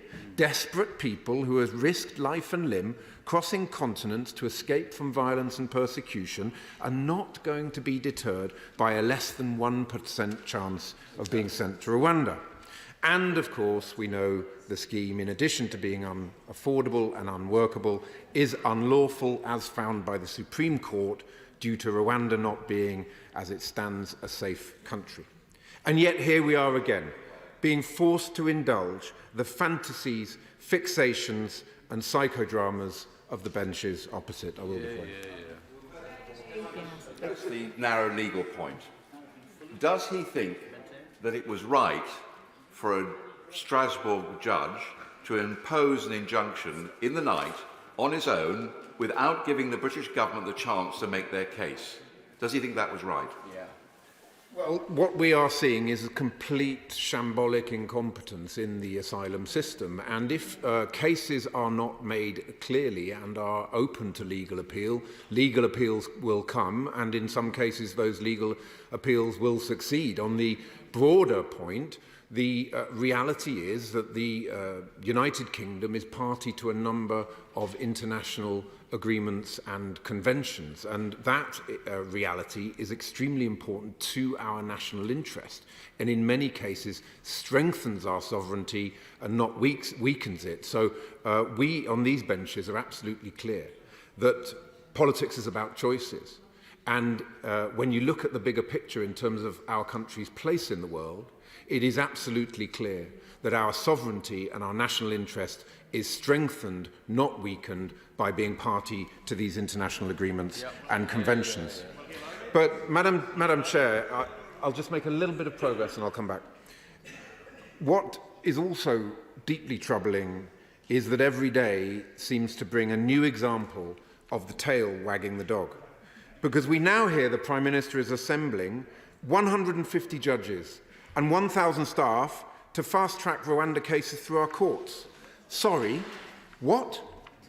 Does the Prime Minister know that under his leadership and on his watch, the Crown Court backlog in this country is at a record high of 65,000, victims of serious crime regularly waiting more than 2 years for their day in court so they can seek justice against their perpetrator, completely and utterly broken system due to 14 years of Tory incompetence and indifference. And yet the Prime Minister clicks his fingers and is glibly apparently able to magic up 150 judges and 1,000 staff. Where on earth have these 150 judges been hiding all this time, Madam Chair?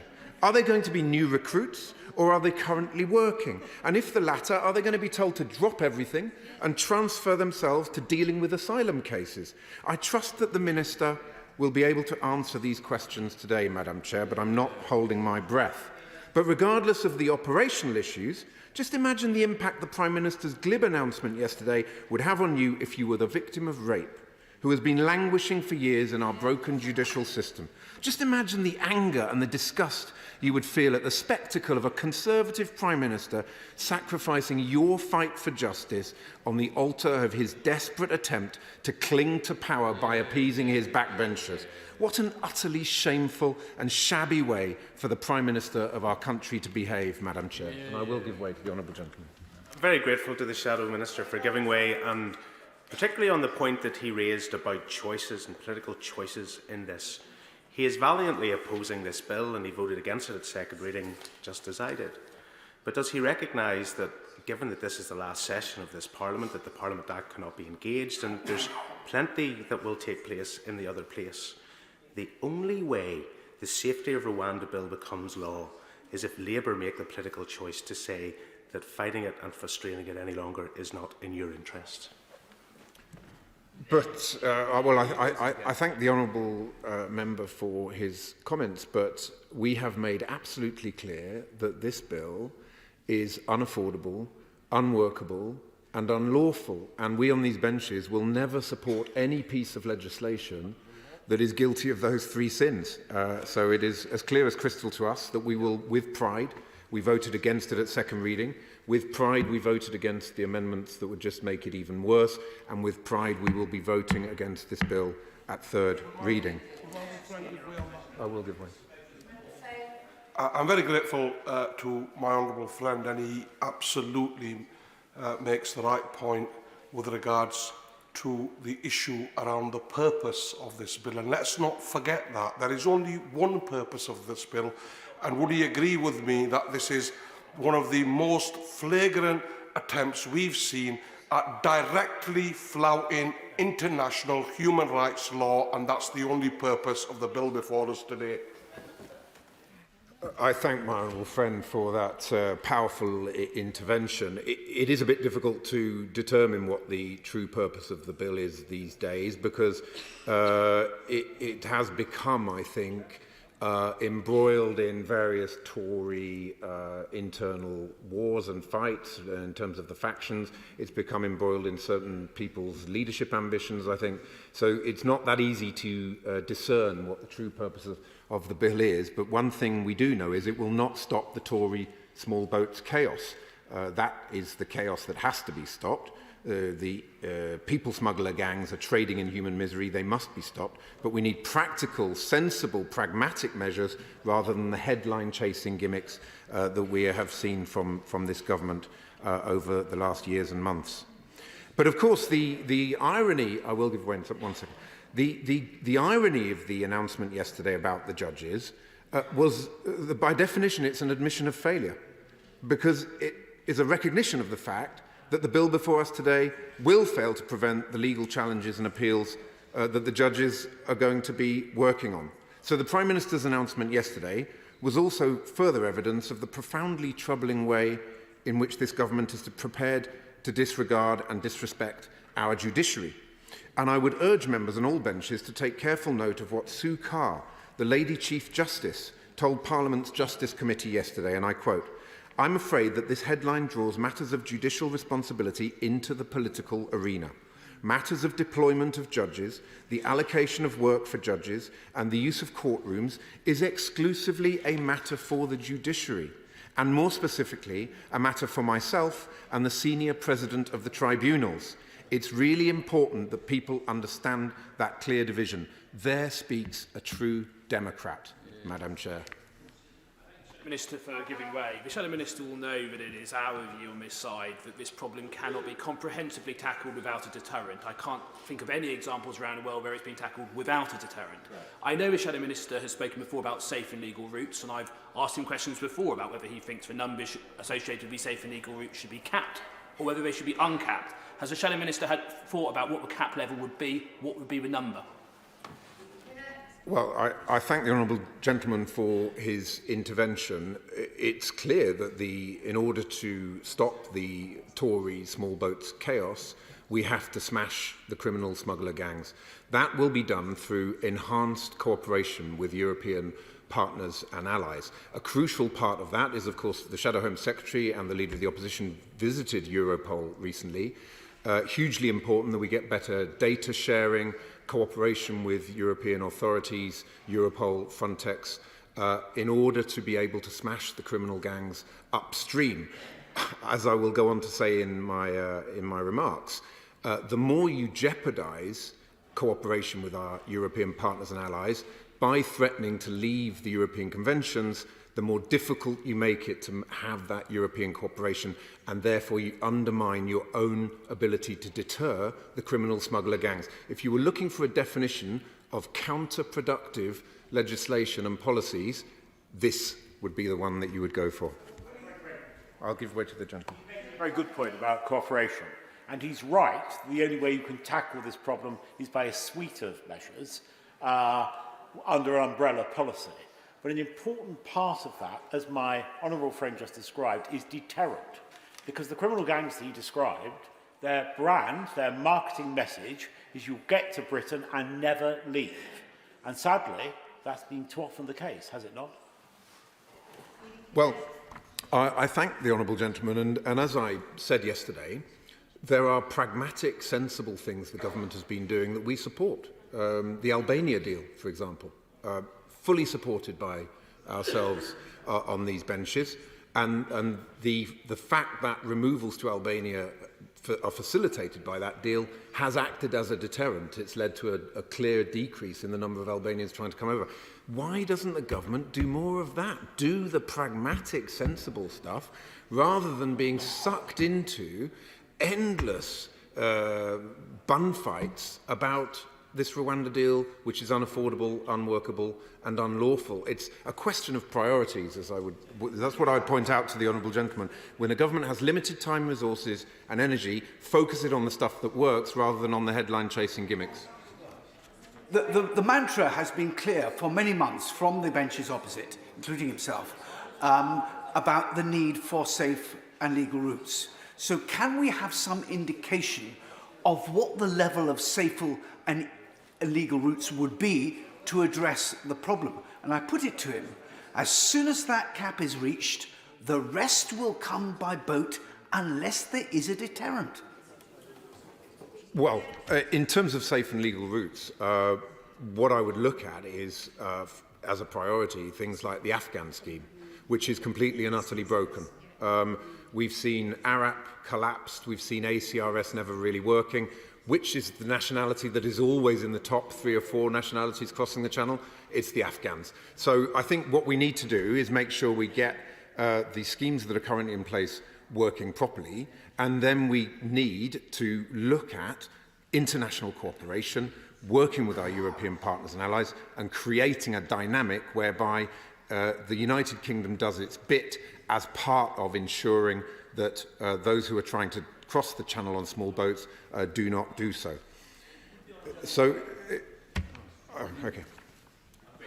Drawing him back to the actual amendments and to the interim measures of the Strasbourg Court, to build on the question from my right honourable friend, am I right in understanding the Labour Party's position is that it does not want to see reform of Rule 39 interim measures? Because I find that very surprising, given that the UK is working in concert with many, perhaps all signatories of the European Convention on Human Rights to do just that, because most of our friends and allies in Europe consider there to be serious rule of law issues arising from the so-called pyjama injunctions, and we want to see them, like them, reformed. Would the Labour Party abandon that piece of work?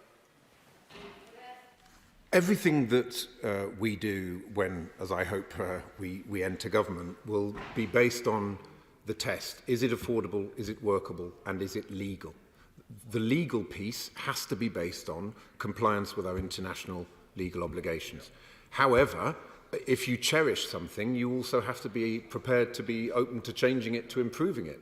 And it is clear that a global conversation is required about the immigration position in which we find ourselves. A European conversation is required, and absolutely, if we, in concert with our international partners and allies, can find ways of improving the system, then of course we on these benches would be looking to do that. It's unfortunately not a deal that we can negotiate from opposition. It's something that we will certainly be looking to prioritise as and when we come into government. If you don't mind, if the honourable gentleman, I'll make a little bit more progress and I'll come back to him. Order. Just say, is convention that if a speaker is to be intervened on, the intervenee, if that's the word, would be there from the beginning of the speech? And I know the right honourable gentleman came in a little later than when Stephen Kinnock started his speech. Stephen Kinnock. Thank you, Madam Chair. So it's against the backdrop of chaos, confusion and party before country that we consider the amendments that are before us today, Madam Chair. And I'd like to start by commenting on the amendments in the name of the former Immigration Minister, the Right Honourable Member for Newark. Madam Chair, this bill is riddled with shamefully anti-democratic clauses that undermine the rule of law and seek to undermine the conventions and values that we on these benches hold dear. But perhaps the most egregious example of this is the admission on the face of the bill that its provisions may not comply with the United Kingdom's obligations under international law. And indeed, Clause 3 explicitly disapplies international agreements, including the 1951 Refugee Convention and the 1984 Convention Against Torture. The leader of the more moderate Conservative caucus, the One Nation group, described this approach as authoritarian and a betrayal of who we are as a nation. And he was absolutely right on both points. Our liberal democratic nation is founded on the rule of law and on our respect for the judicial function. Our international standing is founded on our commitment to human rights and international law, and our proud history is founded on the delivery of these principles, including indeed Winston Churchill himself actually helping to establish Britain as a founder of the 1951 Convention. I made the point yesterday, I'll make it again, that it's not for politicians to interfere with court judgments, and it's not for the government to respond in a knee-jerk manner to court rulings that it dislikes. That is the behaviour of an autocracy, not of a democracy. How on earth can our country be the international standard bearer for the rule of law in the face of, for example, Putin's barbarism or an increasingly belligerent China, if we are breaking our own international obligations? Indeed, how can we even hold Rwanda to account on its commitments within this new treaty if we're not practicing what we preach? And then there is the real and present danger that this bill represents in terms of the international agreements that Britain is party to, all of which are central to our national interest. I thank the honourable gentleman for giving way. Those who are worried about social media may also find it useful to use their phones in the chamber to double-check those international obligations, and indeed the original text of the European Court of Human Rights that says explicitly the high undertaking parties agree to abide by the decision of the court in any case to which they are parties. From the start, it was intended that there was a check and court. I listened to the gentleman opposite. I hope he will accord the same respect and courtesy to me. Does the member agree with me that from the start it was envisaged it was an important check and balance to involve the courts in decision-making? Well, my honourable friend makes a very good point, and I think, as we've also seen in the letter that Nathalie Loiseau has sent to her about the potential risks that there are to the Trade and Cooperation Agreement and a range of other commitments, it is absolutely clear that it is in our national interest to pool our sovereignty with other nations through these conventions in order to strengthen our own national sovereignty, and I agree absolutely with her on that point. But firstly, looking at some of these agreements, the Good Friday Agreement. The European Convention on Human Rights is woven integrally into many different parts of the GFA.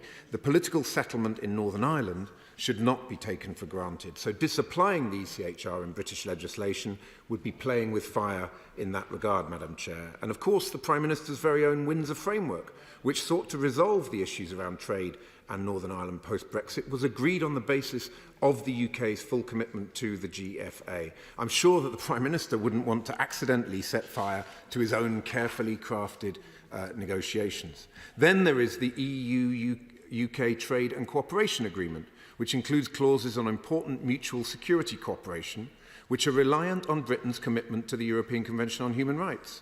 Under Articles 1 and 692 of the TCA, UK withdrawal from the ECHR entitles the EU to immediately suspend or terminate the entirety of Section 3 of the TCA.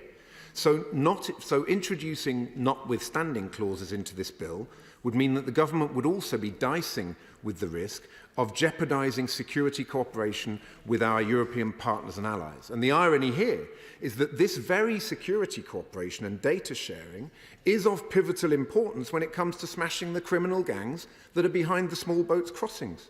So this bill that is designed to stop the potential of, which is designed to potentially deal with the issue of the small boat crossings and the criminal gangs, could potentially undermine the very cooperation which is supposed to be smashing those very gangs. You literally could not make it up, Madam Chair. So I do not believe that legislative belligerence is in the interests or the traditions of the party opposite, and I certainly don't believe it's in the interests or traditions of our own proud nation. And the amendments that have been tabled by the former Immigration Minister, I'm afraid, would simply increase all the risks that I've described, and so we on these benches will be opposing them.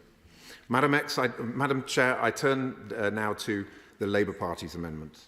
Again, I stress that we reject this bill in its entirety and that our amendments are designed to limit the damage of this unaffordable, unworkable and unlawful piece of legislation. A major concern of ours is around the way in which the government is handling the entire Rwanda saga from the point of view of transparency, from everything from the costs to the processing capacity of the Rwandan government to ministers trying to hide the fact that criminals will be sent from Rwanda back to the UK, and the fact that the UK may have to take some refugees from Rwanda. Our Amendment 36, New Clause 7 and New Clause 8, are all a part of an attempt to force the government to shed more light on the less clear aspects of the scheme and to introduce more accountability. Amendment 36 would require that the government publish a full impact assessment setting out the costs per person for the removal scheme and the confidential financial memorandum already agreed between the two countries. We believe the cost per person is far higher than the 169,000 already acknowledged by the government, and we want ministers to come clean on that point. New Clause 7 would require the Secretary of State to report to Parliament on a regular basis, as with the Monitoring Committee every 90 days on the operation of the scheme, including data on the number of people relocated to Rwanda and the costs incurred by the UK government. Similarly, New Clause 9 would require regular reporting on the number of asylum seekers declared inadmissible under the Illegal Migration Act from the point of its entry into force, whenever that may be, and the number of such asylum seekers who were subsequently removed to Rwanda. New Clause 8 would impose further reporting requirements on the government, including on the number of individuals involved in criminal activity who have been transferred from Rwanda to the UK. In the event of any such transfers, the government would be required to table a debatable motion in Parliament so that MPs could consider whether, in light of the transfers, the operation of the treaty should be suspended. It is important that the British public understand just how many foreign criminals the Conservative government would be importing back into our country as part of this Rwanda deal. Further amendments relate to the Monitoring Committee, a central part of the new treaty which both sides are required to set up in order to oversee the operation of the removal scheme and to provide a mechanism for individual asylum seekers to lodge confidential complaints directly with the committee. The Supreme Court raised initial concerns about the capacity of the committee to review complaints in its judgment. Our Amendment 59 would make the establishment of this committee a necessary precondition for the commencement of this Act, and New Clause 5 would place the committee on a statutory footing. The Monitoring Committee would be required to report to Parliament every 90 days, confirming that all the relevant obligations set out in the treaty are being fully complied with. In the event the Monitoring Committee either fails to meet the 90-day requirement or reports to Parliament that Rwanda is not in full compliance with any provision of the treaty, this Act would effectively be suspended from being in force until any issues with timing or compliance have been resolved. Linked to this, New Clause 13 stipulates that the operation of this Act should be suspended at any time when the Monitoring Committee is not in operation.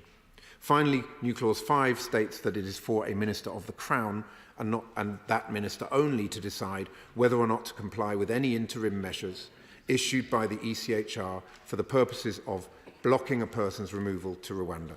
Amendment 38 stipulates that in making such a decision, the Minister in question must consult with the Attorney General. Madam Chair, the Conservative psychodrama of the past 24 hours only goes to serve the old political adage. If a Prime Minister is incapable of managing his own party, he must be utterly incapable of running the country. And the resignation of not one but two deputy chairs last night, followed by a 60-strong rebellion, illustrated the level of utter incompetence at the heart of his administration. Now, you know what they say, losing one deputy chair could be down to misfortune. Losing two in one night is sheer carelessness.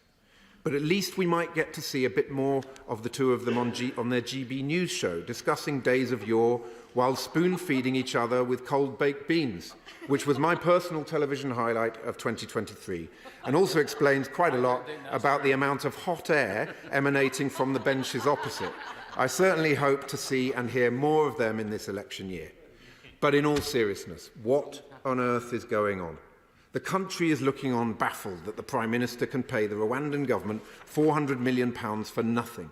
Yet places such focus on strengthening our security cooperation with Europe to stop the boats in the first place, and has spent so very little time in terms of improving our broken public services or helping our struggling households during a cost of living crisis.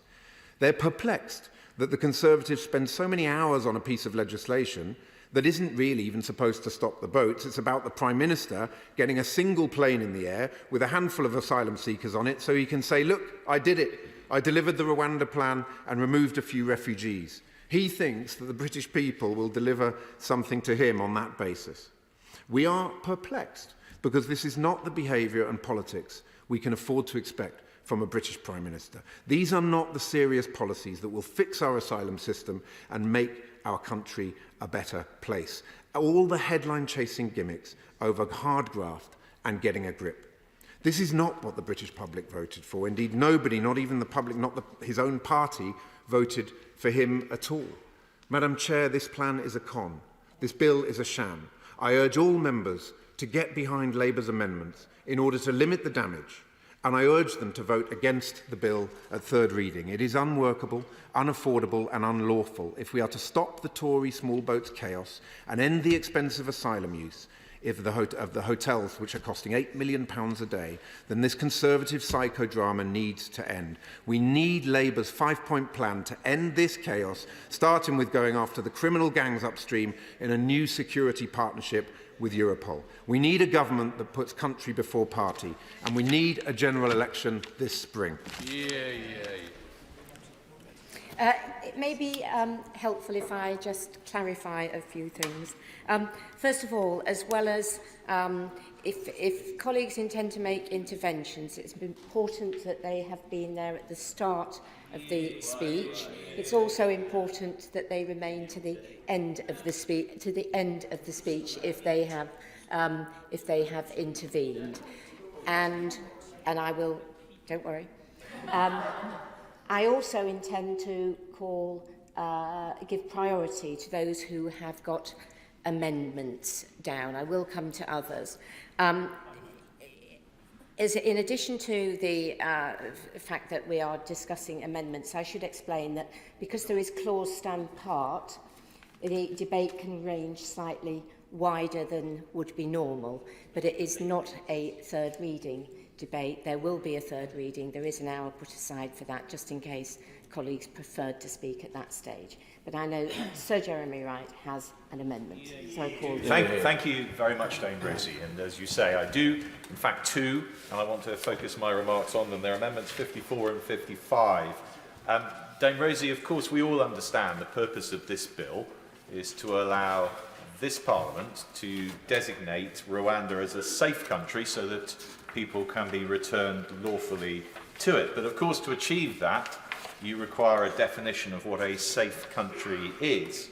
And the bill does that in clause 1, subclause 5, and particularly 1.5a, which describes a safe country as a country to which persons may be removed from the UK. So far, so good, Dame Rosie. It seems to me that's an essential part of the bill's inherent purpose. But the part of the subclause that concerns me and on which my amendment is focused is what it then goes on to say. So that in fact what 1.5a says is that a safe country is a country to which persons may be removed from the UK, and this is the bit that worries me, in compliance with all of the United Kingdom's obligations under international law that are relevant to the treatment in that country of persons who are removed there. In other words, it seems to me the bill is saying that the United Kingdom can, by means of this legislation, by saying that Rwanda is a safe country, also deem itself to be in compliance with a set of its international law responsibilities. And I don't, Dame Rosie, think that can be correct. Now, there are few in this House, I suspect, as familiar as I am with the vagaries and complexities of international law, but surely if international law means anything, it must mean that it does not lie in the hands of any individual nation state, even this one, to determine its own compliance with international law. And if it were otherwise, international law wouldn't really be international, and it certainly would serve no purpose in containing bad behaviour, as we sometimes ask it to do. I give way. I'm very well aware. I work very closely with my honourable friend in a number of ways, as he knows. I'm very well aware that my honourable friend is a former Attorney General. And if he were right that it's not for the government or this House to determine whether measures are compliant, why on earth would they seek and get the Attorney General's advice on just that?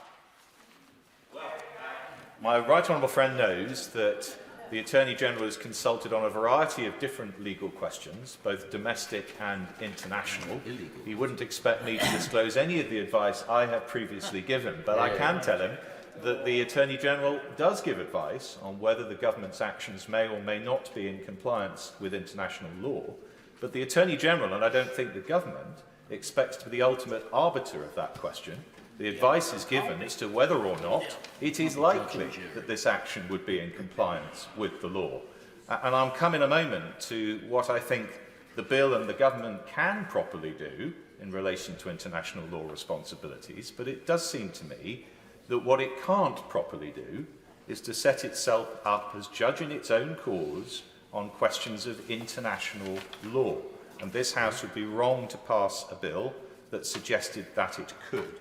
That's really where my amendments are focused. And as I say, there's a good practical reason why we should be nervous about this, because we do sometimes rely on international law in order to discharge our own policy intents and purposes. And not more than 48 hours ago, in this place, we were doing exactly that. We were saying that it's important to criticise the actions of the Houthis in the Red Sea because they contravene principles of international law. And we were saying too that we justify our own response to that because it is in accordance with the principles of international law. And quite right too. We would not have accepted the Houthis' unilateral declaration that they were in compliance with international law when they did what they did, nor should we have.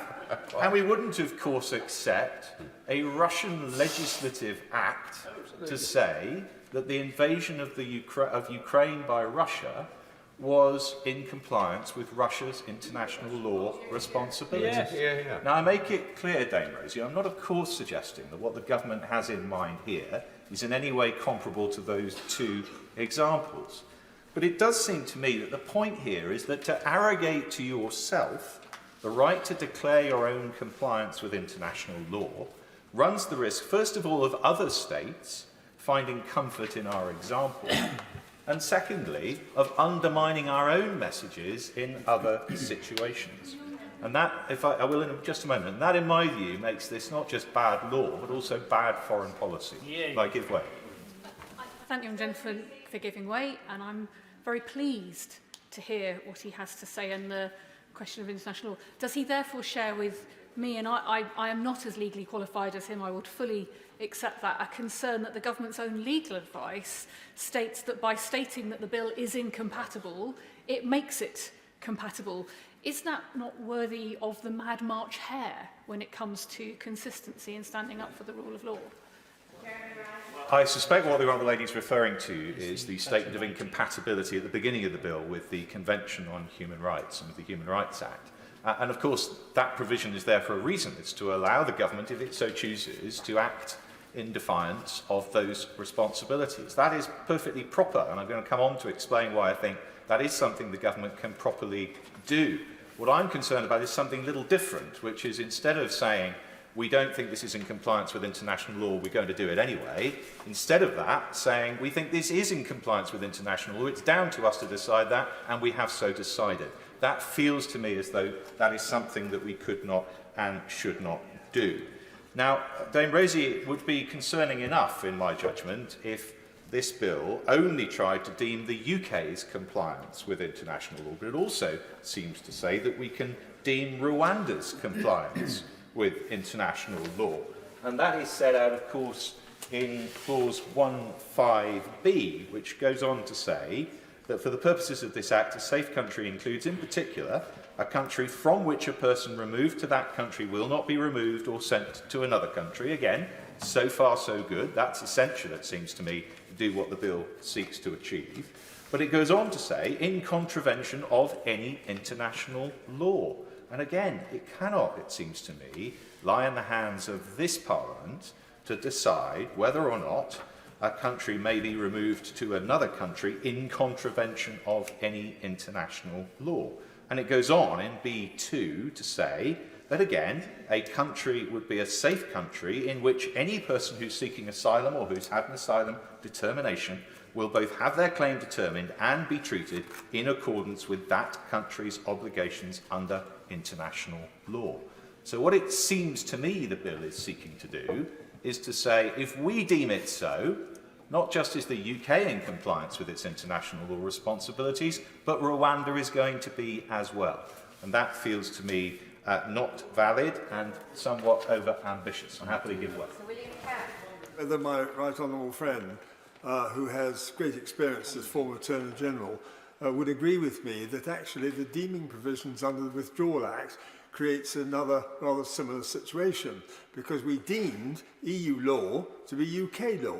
And therefore, on the analogies he's just given, that he would argue, I imagine, though I think he might even have been Attorney General at that time, actually did exactly the same sort of thing, although I am listening with great interest to the very more precise point he's making about this relationship with international obligations, on which I will speak later.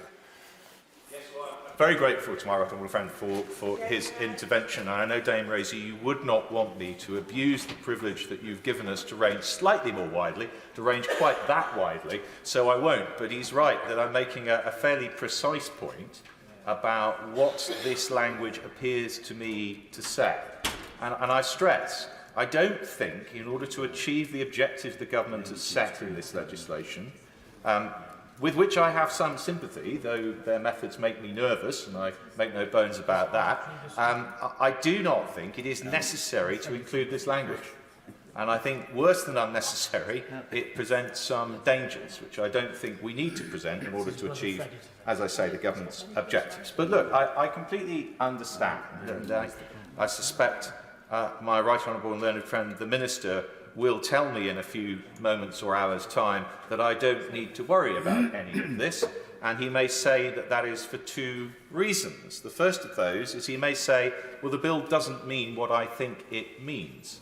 Well, you'll forgive me for saying this, Dame Rosie, but I'm getting increasingly troubled in this place that we answer points such as mine by saying, yeah, but it doesn't really mean that, and we don't really mean that by it. I think we have to be concerned as legislators with what the language we are passing into law actually says, not what we meant it to say. And I am concerned that what this language says is not, I'm sure, in accordance with what my right honourable friend wants to do or the government wants to do, but it might nonetheless have that effect or be taken by others to mean the things that I am concerned about. And so when it says what it thinks a safe country is, this bill, it seems to me it's potentially confusing two different things. One of them is deeming your own compliance with international law, which I don't think any country should be able to do. And the other is saying that Parliament resolves to do something even if it contravenes the UK's international law obligations, which, going back to the previous intervention, I do think the British Parliament can do, and we as a legislature can resolve to do if we so choose. We have to decide, of course, whether that is a wise and sensible thing to do, with all the ramifications it might bring, but as a matter of law, it seems to me that the UK Parliament can, if it wishes, pass a law to say, despite or irrespective of our international law responsibilities, this is nonetheless what we want to do. But that is not the same as deeming your own compliance with international law, which I worry this language almost certainly seems to do. And the point I make about the UK Parliament being able to do things, even when they contravene its international law responsibilities, is of course already in the bill, already reflected in the language of clause 1(4)(b), which points out, and I quote, that the validity of an act is unaffected by international law. Well, quite right. So we can, if we so choose, deem a country as a safe country for the purposes of domestic decision-making if we want to. But what I don't think we can or should do is to legislate to say we comply with our international law responsibilities when we do, and crucially, as I say, to achieve the objective of this bill, we do not need to. So the second reason, Dame Rosie, why the Minister may say I do not need to worry myself about all of this is because he may say that domestic and international law exist on different planes, and this legislation is only targeted in any event at domestic authorities, so the bill couldn't, even if it chose to try, deem our compliance with international law in actual fact anyway. And I would agree with that. It is perfectly true that domestic law and international law operate on different planes, and it isn't likely, this bill, to determine any question of international law before any international tribunal. But if that is so, why include the language? If it doesn't have any meaningful legal effect, it doesn't serve any purpose, but what it may do, I fear, is send a damaging political signal to other states. So, Dame Rosie, it seems to me that the language I am concerned about, and which Amendments 54 and 55 would remove, is either offensive or it's otiose. And in either respect, the bill will be better without it. Joanna Cherry. Dame Rosie, it's a pleasure to follow the honourable and learned gentleman, and I found myself in agreement with much of what he said, and I think he made his points very forcibly. I rise, Madam Chair, to speak to Amendments 32, 33, 34 and new Clause 4 in my name, and to Amendments 4 and 5 in the name of my honourable friend, the Member for Glasgow North, and also to support those amendments in the name of my honourable friend, the Member for Glasgow Central. I also want to make some comments about the clause stand part in relation to clauses 3 and 5 of the bill, and the amendments that have been put forward, particularly by the Right Honourable Member for Newark, particularly in my capacity as Chair of the Joint Committee on Human Rights. But first of all, I want to turn to my amendments, which are about the impact of this bill in Scotland, and in which respect I'm speaking in a personal capacity. My amendments and those of my honourable friend for Glasgow North go to the extent of the bill, its extension to Scotland, and also to the date of its commencement in Scotland. Both of us seek to prevent this bill extending to Scotland, and in the event that we are not successful in doing that, my amendments seek to ensure that the bill will not extend to Scotland without the legislative consent of the Scottish Parliament, and that nothing in it will interfere with the supervisory jurisdiction of the Court of Session or its nobile officium, and I'll explain what that means a bit later. Madam Chair, we mustn't forget that the regime this bill seeks to impose, together with the Illegal Migration Act, is imposed on asylum seekers across the United Kingdom, not just those who arrive in small boats on the Kent coast. The UK government haven't forgotten that, and that's why they want this bill, with its far-reaching and unprecedented ouster clauses, to extend to Scotland. Accordingly, asylum seekers in Scotland looking to our courts for protection will find that the courts in Scotland have been emasculated in the same way as this bill emasculates the courts of England and Wales. Now, as well as having their jurisdiction ousted on certain matters of fact, as was debated yesterday, the Scottish courts will also find themselves unable to apply the Human Rights Act and unable to respect the United Kingdom's obligations under the European Convention of Human Rights and other international treaties. And I believe this constitutes a very serious intrusion on the jurisdiction of the Scottish courts, an unprecedented intrusion on the jurisdiction of the Scottish courts, and a very serious interference with the separation of powers between legislature, executive and judiciary. And I don't think this Parliament should be rubber stamping this bill at all, but particularly not in relation to Scotland. What this bill seeks to do in emasculating the jurisdiction of the Scottish courts in relation to asylum seekers is anathema to the Scottish constitutional tradition. People in Scotland don't want it. They didn't vote for it. In fact, actually, nobody in the UK voted for this because the policy wasn't in the government's manifesto. But you won't find it, in contrast to England and Wales, Madam Chair, you won't find any opinion polls carried out in Scotland which support this bill.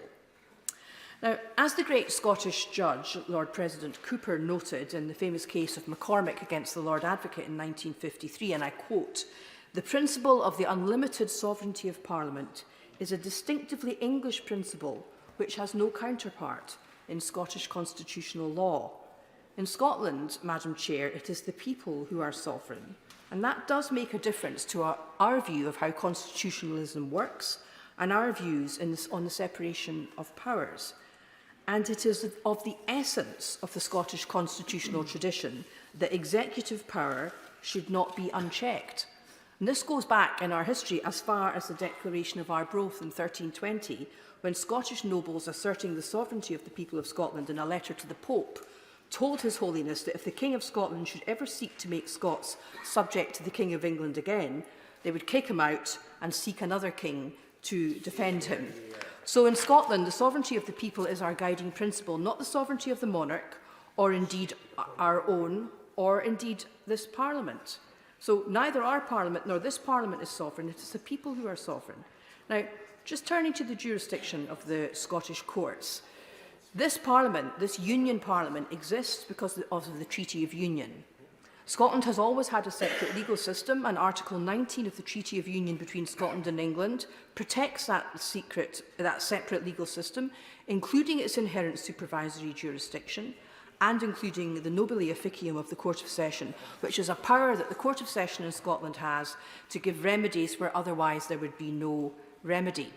And since the modern advent of devolution by virtue of the Scotland Act, the civil jurisdiction of the Scottish courts, including judicial review, has been a devolved matter and therefore one properly for Scotland's Parliament. So I believe that this bill is a grave intrusion on the civil jurisdiction of the Scottish courts, and that's the reason for my amendments. The Scottish Government is considering a legislative consent motion, and my Amendment 34 would ensure that this bill, when it becomes an act, would not come into force in Scotland without a legislative consent motion. And new Clause 4, which I'm putting forward, would ensure that notwithstanding, I like that, a nice notwithstanding clause. I hope honourable members on the other side who've been so excited about notwithstanding clauses will support my Scottish notwithstanding clause. A new Clause 4 says that notwithstanding anything in this bill, if it were to become an act, the supervisory jurisdiction and the nobile officium of the Court of Session would be preserved. And in that way, I hope to ensure that asylum seekers in Scotland will still have the protection of the courts in accordance with our constitutional tradition. Just to explain, the nobile officium of the Court of Session is a noble office or duty which Scotland's highest court has. It's a sort of extraordinary, equitable jurisdiction by virtue of which the court may, within limits, mitigate the strictness of the law and provide a legal remedy to people where otherwise none would exist. I will give way, yes. Without prejudice to the content of what she's saying otherwise, could I just simply say in relation to the word notwithstanding, I'm extremely glad that the Scottish eagle has landed. Certainly won't be supporting the other notwithstanding clauses in the bill, but I felt it was perhaps time we had a notwithstanding clause that benefited Scotland for a change. So my amendments, Madam Chair, they're designed to protect Scotland's courts and the Scottish constitutional tradition, and they're there to ensure that asylum seekers in Scotland might still enjoy the protection of the courts from the infringement of their fundamental rights. And that's what people in Scotland want, and that's been expressed repeatedly through the Scottish Parliament.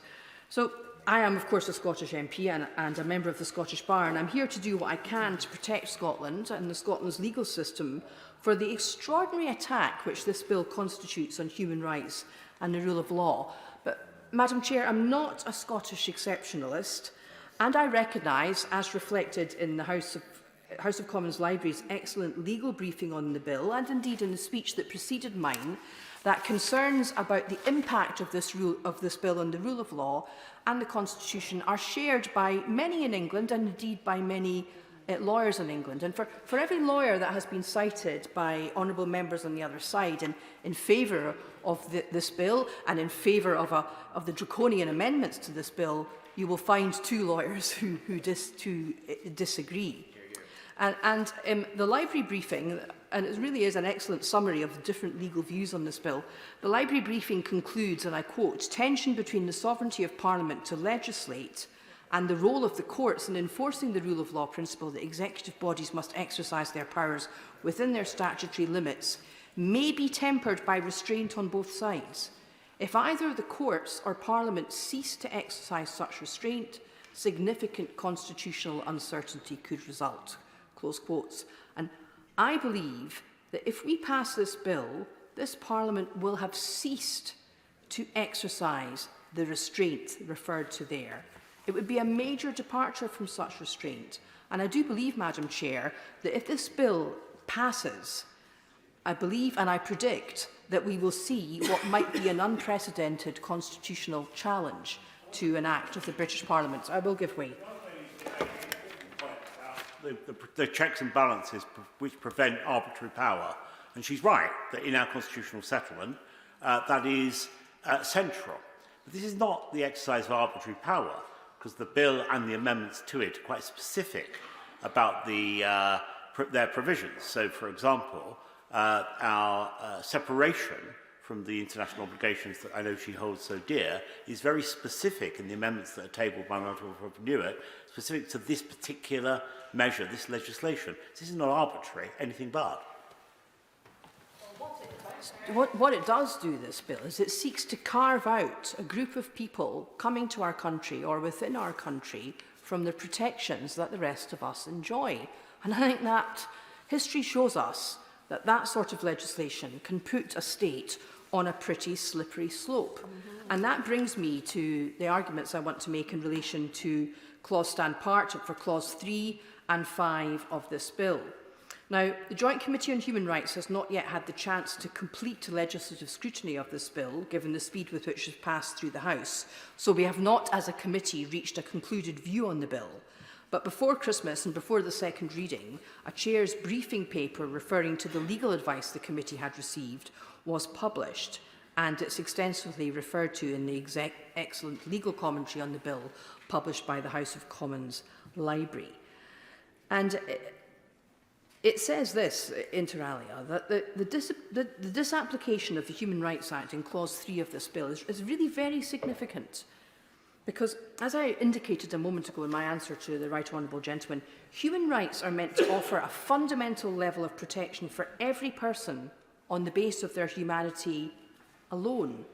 And as our committee has noted in a previous report, if those protections are disapplied when they cause problems for a policy goal, they lose their fundamental and universal character. And that means that they lose the fundamental and universal character that characterises them. And this is arguably particularly the case when they are disapplied in respect of a particular group. And in this case, fundamental human rights are being disapplied in respect of migrants who come to the United Kingdom without prior permission. Now, bills that disapply parts of the Human Rights Act are not unprecedented under this current government, I'm sad to say. Both the Illegal Migration Act and the Victims and Prisoners Bill sought to disapply Section 3 of the Human Rights Act in respect of certain legislation. However, this bill seeks to disapply Section 6 of the Human Rights Act, and that's the obligation on public authorities to act compatibly with human rights. And that's never before been attempted, even by this government, and it represents a significant inroad into human rights protections. If we pass the bill with that clause there, it means effectively this Parliament is authorising public authorities to breach human rights. Now, that's an awful long way from what this Parliament intended when it passed the Human Rights Act and what the United Kingdom intended when it signed up to the Convention.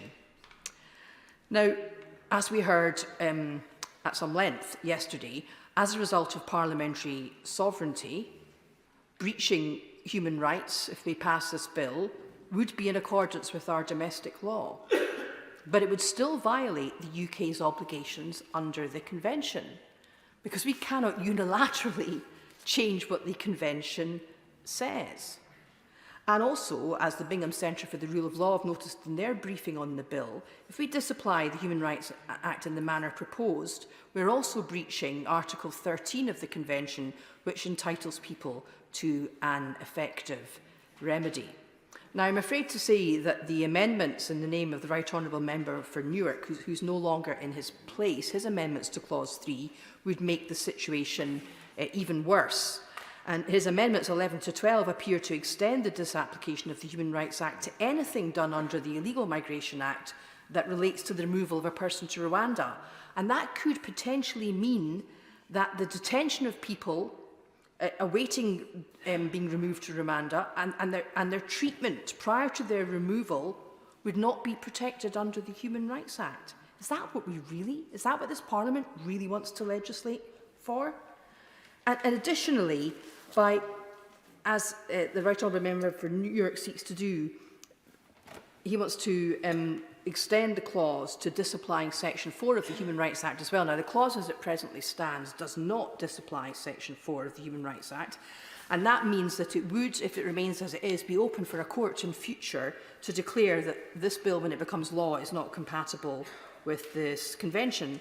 Now, that would be by way of a declaration only. It wouldn't affect the ongoing function of the bill. It wouldn't mean that removals to Rwanda could be prevented or delayed, but it would mean that this Parliament and government would have to decide whether any changes to the law should be made. And if we amend the bill to disapply Section 4 of the Human Rights Act, again, that's something that has never been done before, and something that would further oust the jurisdiction of our courts from saying to the government and the public what their view on the law's compatibility with human rights is. And finally, turning to Clause 5, stand part, I also believe that this bill shouldn't stand part of the bill. We've heard a lot today about honourable members on the other side of the House's concern about interim measures issued by the European Court of Human Rights. And the reality is this: no matter what this legislation ends up saying, it can only affect domestic law. In respect of the ECHR in particular, the UK will remain bound by the Convention as a matter of international law. And indeed, even if this government, God forbid, were to exercise the nuclear option to withdraw us from the Convention, thereby putting us into bed with Russia and Belarus, even if they were to do that, we would remain bound for a further 6 months after withdrawal takes place. And I hope they'll bear that in mind. So Clause 5 at the moment says that only a minister can decide whether to comply with interim measures, and the domestic courts should ignore them. It remains to be seen what a minister would do, but we all know that the Prime Minister has said repeatedly that he wouldn't let a foreign court, to use his words, prevent flights taking off, which indicates that interim measures may be ignored. Now, as I said in my intervention earlier on the Right Honourable Member for Newark, interim measures are made under part of the Court's Rules of Procedure 39. They don't form part of the text of the Convention ratified by the UK, but when we ratified that Convention, we signed up to the idea that the Court, the European Court of Human Rights, is the body that determines the meaning of the Convention, and it's held consistently since the case he mentioned in 2005 that failing to comply with interim measures amounts to a breach of Article 34. Madam Chair, interim measures are fundamental to any court. They are issued to protect the position of an individual while their legal rights are determined. All this fuss about people in their pyjamas in the middle of the night is just very silly. Judges in the United Kingdom, both in the English jurisdiction and the Scottish jurisdiction, are regularly got out of their beds in the middle of the night to issue injunctions in England, interim injunctions in England and interim interdicts in Scotland. It's a standard part of any legal system. And many of the concerns that the other side have expressed about these interim measures have now been addressed by the court in reforms which they are proposing. But any decision of a minister not to comply with the interim measure would therefore be inconsistent with our obligations under the ECHR. This means that Clause 5, if we let it stand part of the bill, will expressly authorise British government ministers to act in breach of international law. That is the reality. And I note that according to the Times newspaper, this is the advice reported to have been given to the government by the Attorney General and the Minister, the Honourable Member from Mid Dorset and North Pool, when he was Solicitor General. That doesn't surprise me at all. It shouldn't surprise anyone, because any legal undergraduate would be able to tell you that. So insofar as Amendments 23 to 25 state that interim measures are not binding, that is inaccurate as a matter of law. And we must understand that we'll be putting the UK directly in conflict with our international legal obligations. So, Madam Chair, I realise I've taken up a little bit more time than I'd intended, but I hope the amendments I've spoken to and the clause stand part would go some way to ameliorating this bill, but certainly even if they were to be passed, I would be voting against it. Thank you. Chair of the Justice Select Committee, Sir Robert Neal. Thank you very much, Dame Rosie. It's a pleasure to follow the Honourable and Learned Lady Member for Edinburgh South West and my right Honourable and Learned friend, the Member for Kenilworth and Southam. Although I won't be supporting the Honourable and Learned Lady's amendments, I have great respect for the intellectual rigour which she brought to Scots law and its application here, and I say the same in relation to the points made by my right honourable and learned friend in relation to his amendments 54 and 55. And I do hope that the Minister will think seriously about how we deal with that issue, and I'm sure he will. But they are serious points which are raised, because in a nutshell, I too would agree with the proposition that whilst of course Parliament can legislate to do whatever it likes in domestic law, simple fact is you cannot legislate away international law obligations or treaty obligations, and it would be misleading to try and pretend otherwise. Can I then turn to the amendments moved by my right honourable friend, the member for Newark. And I'm sorry he's not in his place, because I have to say with every respect that I profoundly differ from his characterisation of pyjama injunctions by a foreign court, which I respectfully would argue is both inaccurate and rather unworthy. Because, as was observed by the Honourable and Learned Lady for Edinburgh South West, it's perfectly normal for interim injunctions to be done at difficult hours when the test for them is met. So we shouldn't say that as being unusual. There are arguments about the way the Rule 39 procedure in the Strasbourg Court works that can be legitimately made, but let's make it on the basis of an accurate construction of what it's about, rather than otherwise. Secondly, it is... let me just finish. Yes, I will actually, and then I'll get on. I have great respect for the argument he makes, and I do defer to his experience and knowledge on this. I'm interested genuinely in his view. He's eliding a judge in the UK issuing an injunction late at night in the event of what would be, in normal circumstances, an individual situation. Does he really think that it's comparable to describe, and that's in the same terms, the act of a court, which is genuinely in another country, a judge who is unknown, anonymous, who does not publish the rationale for their opinion, and in doing so calls a halt, with the support of the government, it must be said, to the policy of the British government enacting a law passed in Parliament? Surely there is a difference, both of degree and of nature, between the two cases. I think the honourable friend needs to bear in mind, in fact, the application that was made to Strasbourg was an application about the circumstances of an individual case as well. So that's no different. There is a legitimate criticism, one that I've voiced in the past, about the procedure adopted in Strasbourg for these applications in two matters. Firstly, the anonymity of the judge, and secondly, the failure to state reasons. That wouldn't be acceptable from our point of view. But the answer is not then to throw out the whole of the judicial baby and treaty baby with the bathwater in that regard. It is, as is possible, thanks to the Brighton Declaration that was signed by my noble and learned friend, Lord Clerk of Nottingham, is possible to actually make reforms following dialogue between member states, the Council of Ministers and the judiciary of the court. And I'm pleased to say that after pressure from the United Kingdom, perfectly properly, the court has itself indicated it is going to consult on reforms to the procedure. And that can only be a good thing. So that's where I think the balanced position is as far as that's concerned. Secondly, of course, my honourable friend, I'm happy to give way. In fact, further than that, there are already proposed reforms that are going to come into place this year to the interim procedure that crucially will remove the anonymity provisions and also allow contracting parties like the UK to make the argument that, as I believe in this case, this is not an imminent risk of irreparable damage. We can fly people back from Rwanda, and that was the argument that we need to keep making. My right honourable learned friend is entirely correct, and he and I probably would have very happily argued the UK's case in Strasbourg on those grounds. So let's be realistic then about what we're fighting against. It's a bit of an Aunt Sally with respect set up here, because actually things are already being steps are already being taken to deal with the objectionable matters of Rule 39s, but the principle of them is not of itself objectionable. And secondly, the characterisation of a foreign court is, with respect, not helpful in these circumstances, because it implies something alien. That's not the case in relation either to international law as a concept or to the court itself either. In fact, it happens to meet in a different place in the UK. It's inevitable because it's got to meet somewhere.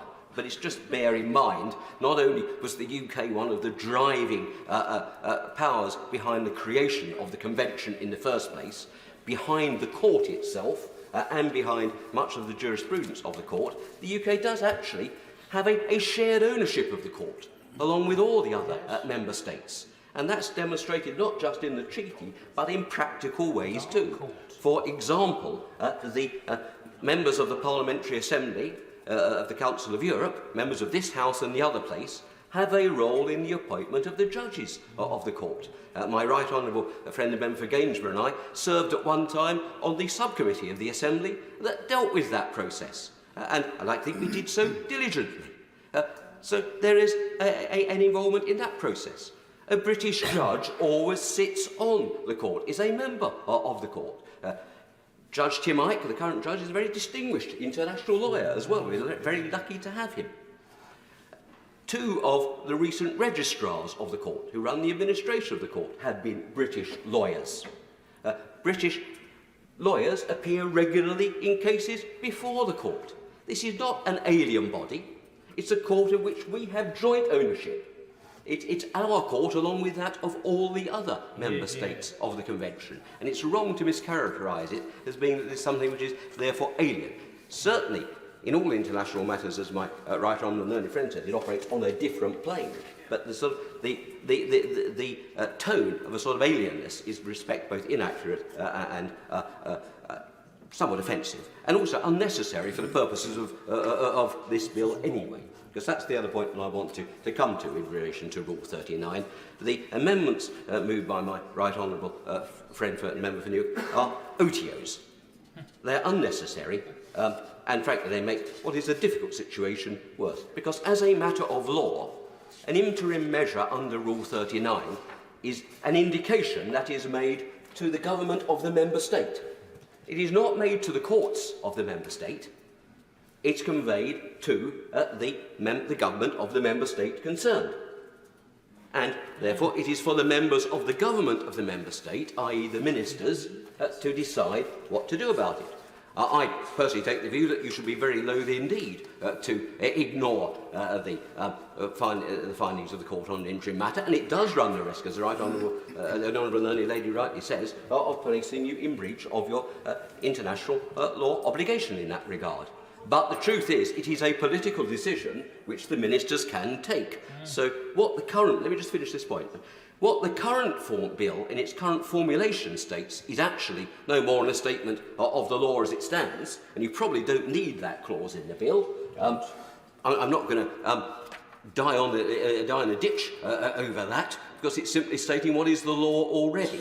But equally, there's absolutely no need for the right honourable member for Newark's amendment, if you like, to put bells and whistles on OTOs, if I can put it that way. I'll give way to the right honourable member. I'm loath to interrupt him as he's describing not so much the separation of powers, the desiccation of power, but on a specific point that he made about his reticence or reluctance not to abide by the advice from the court, and he said ministers could do that, but he wouldn't.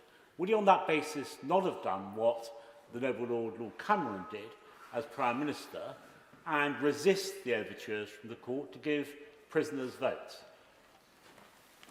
In fact, 2 points I make around that. I supported the Noble Lord Cameron in that regard because it was a political decision there, and it's worth just looking in terms of the practical politics. Although we were for a period of time at variance with the court in that regard, no harm was done to the polity of the United Kingdom in that regard. No harm was done to the interests of the United Kingdom. No terrible international consequence flowed against us from it. I think the court got it wrong on that occasion, and one of the problems is that there isn't an appeal system within the Strasbourg court, so you have to wait until some future decision may go in a different way. And I think many of us take the view that in reality, the court as currently constituted in Strasbourg, perhaps less activist, if I might say, than its predecessors, might well have found differently in the prisoner voting case anyway. But the fact was, UK ministers took a decision and they did what was right in the UK. It was supported on all sides of the House, and no harm was done. So the idea that there is some terrible consequence will flow to the UK because of the existence of the ability to seek Rule 39 interim measures is just misplaced. I will.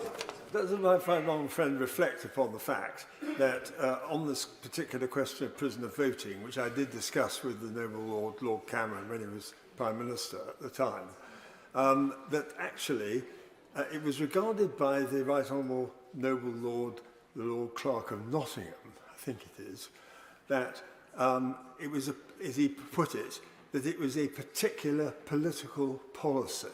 I think those are the words he used. How would you describe the issue of illegal migration? Would you not regard that, if I may say, my honourable friend, as also a particular but very important political policy? And that's why, as it happens, I will not vote against this bill, because although I have some misgivings, there is a legitimate concern that needs to be dealt with in relation to illegal votes. But the simple fact is that is not a reason for the blanket derogation, the blanket removal of ECHR protections that are proposed in the series of amendments. That's the difference in IRA 1, that sometimes there's a mixture of politics as well as law that arise in these matters. And I don't, but the point I make is that, frankly, if any government wants to take the political risk of ignoring an interim measure, it can, under our law as it stands. It happens that it actually did effectively in relation to prisoner voting, so it could now if it wanted to. I'm not going to advise on that because I think one's got to be very wary not to come to views that aren't very often going to be fact-specific when individual decisions are made. That's why it's... Give way. Yeah.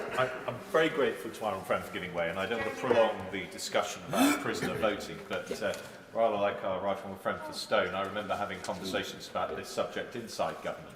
I think it would be fairer, would it not, to describe the situation that the UK didn't at any point refuse to comply with the judgment. Yeah. It is perhaps a more Augustinian approach to compliance that we've adopted. We just haven't quite got around to it yet. I think that's right. As I recall it, the UK government put a motion before this House, which the House rejected.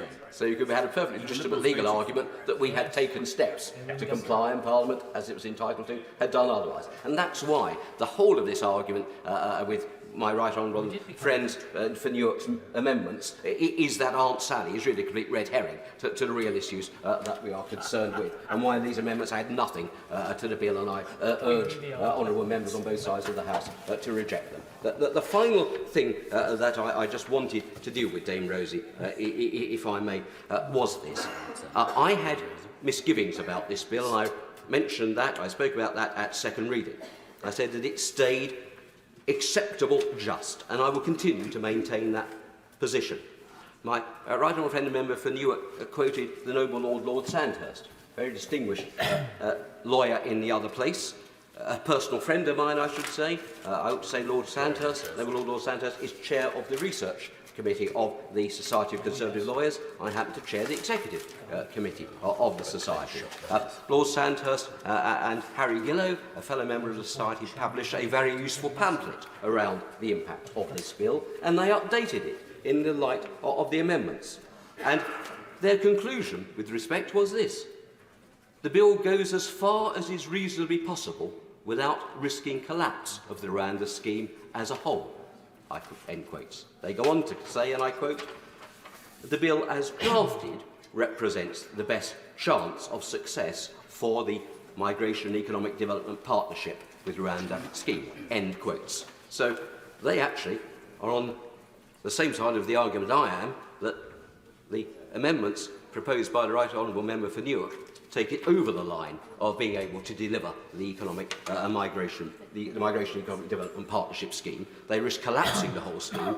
It was ironic that my Right Honourable friend, the Member for Newark, talked about blowing up the bill. The truth is, his amendments will blow up the deal with Rwanda, because Rwanda has made it abundantly clear that anything that clearly breaches international law will be unacceptable to them, and they would withdraw from the amendment.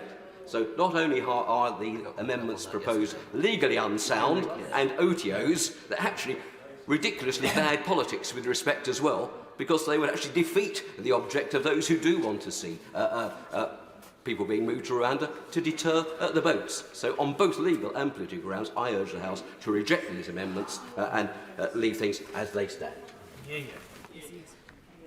Gavin Robinson.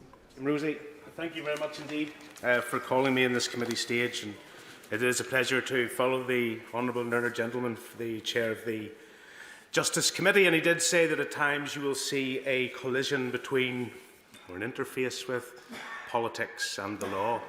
And I hope what arises from my contribution is that there's a third element to that as well, and that's principle. And throughout the passage of this bill, and indeed some of the precursors to it, we have advanced a number of principled positions, one of which challenges the basis of the legal aspiration contained within the bill. Another will rightly challenge that it doesn't matter how hard you suggest this is the most robust piece of legislation. If it doesn't do what it's intended to do, it isn't going to work. And that is an unprincipled place to be with the British electorate. To suggest that all these steps are in earnest and have some virtue, knowing that they are inconsistent and will not work.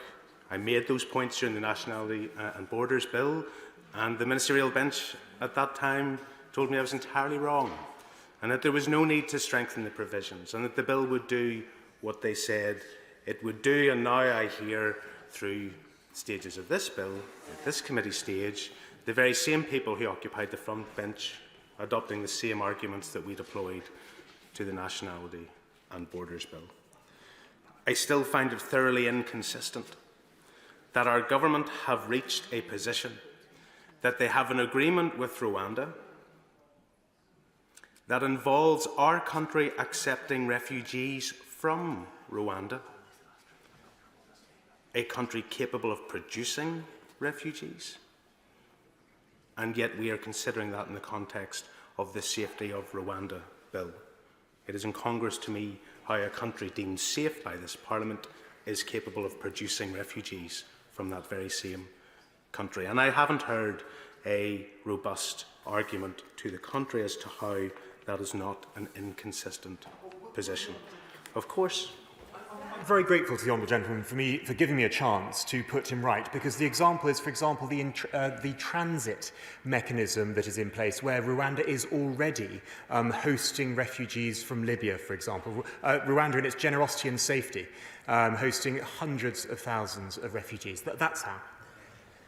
Rosie, and if the Minister is prepared to say that the only refugees that can come to the United Kingdom from Rwanda are those that have been produced as refugees from other countries, that is an absolutely fair point to make. But I don't think that's the point he's making.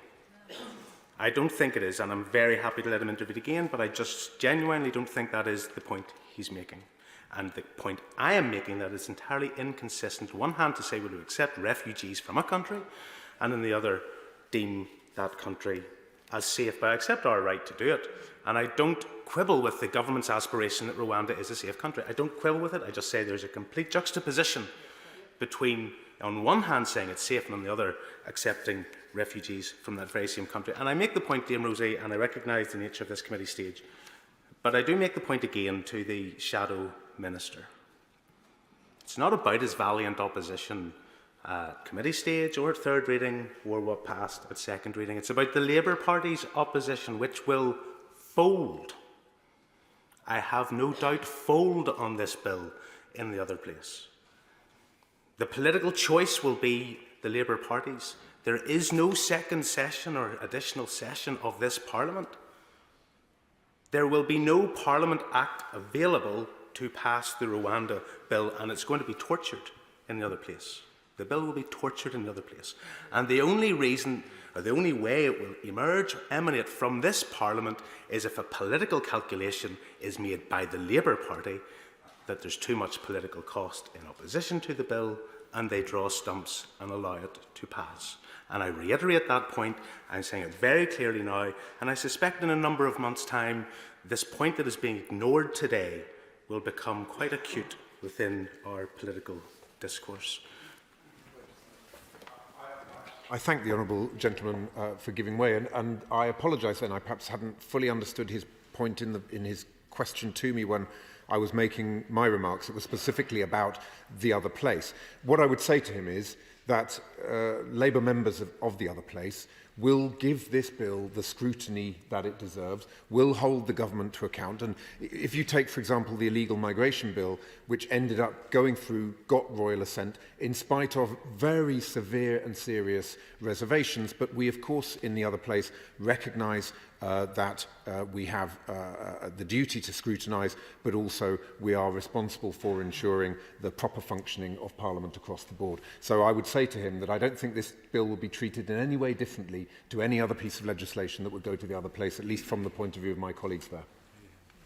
Tim Rose, I'm very grateful to accept that intervention, and the Shadow Minister has made his point and I have made my point, but I suspect at that point you will find as much safety in the point that has just been made as those that stand bullishly and say this is the strongest, most robust piece of legislation ever, irrespective of whether it works. I just make that and put it on the record. Madam Deputy Speaker, as you will be aware from second reading considerations, we do have concerns about the operability of this bill in light of the UK's withdrawal from the European Union and the legislative framework that surrounds that relationship.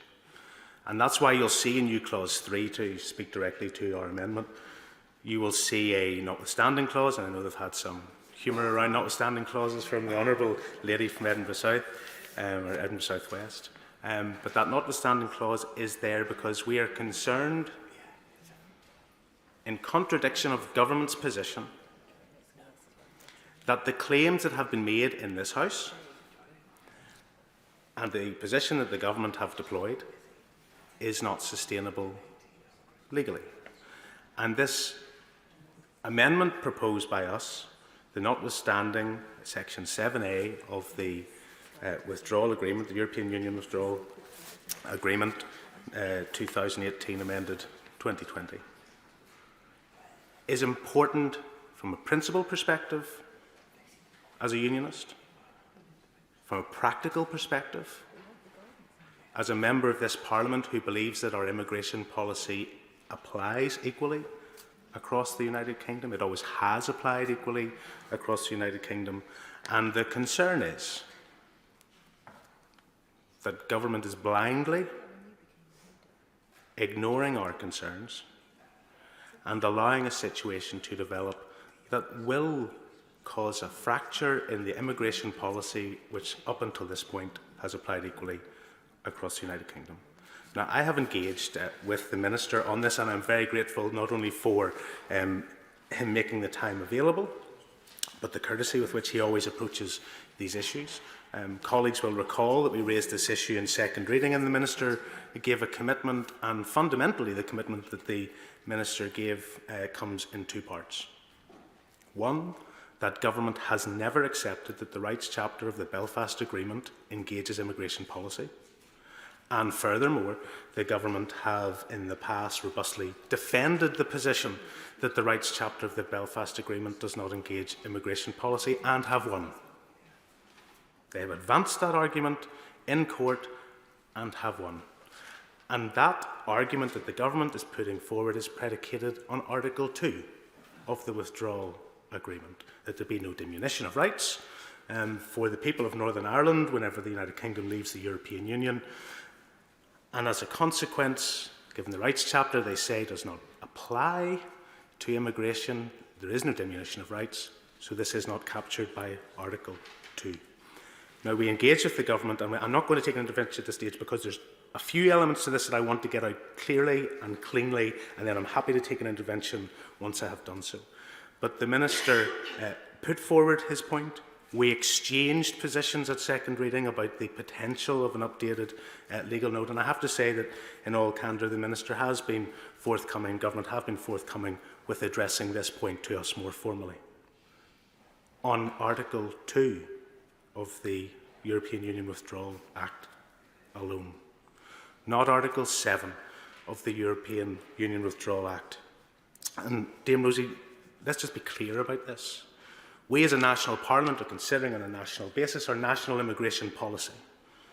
And our amendment is intended to elicit the government, eyes wide open, choose to ignore us at this point, choose to dismiss the concerns that have been raised, and ultimately leave it to the courts to decide and for the judiciary to determine if there's a cause for concern or not, or take the very simple step on immigration grounds alone to disapply Article 7A, Section 7A of the withdrawal agreement. That's the choice. I shared with the Minister yesterday, and I share with the House today, that there was a High Court case in Belfast. There was a judicial review in the matter of an application for Amman and Jasson. And it's interesting reading, and I share it with the House at committee stage this afternoon. Paragraph 94 of that judgment says very clearly the combined effect of Section 7A of the EU Withdrawal Act 2018 and Article 2 of the Protocol limits the effects of Section 5.4 and 5 of the European Union Withdrawal Act, Schedule 1 and Paragraph 3 of the same Act, which restrict the use to which the Charter of Fundamental Rights and the EU general principles may be relied upon after the EU's exit.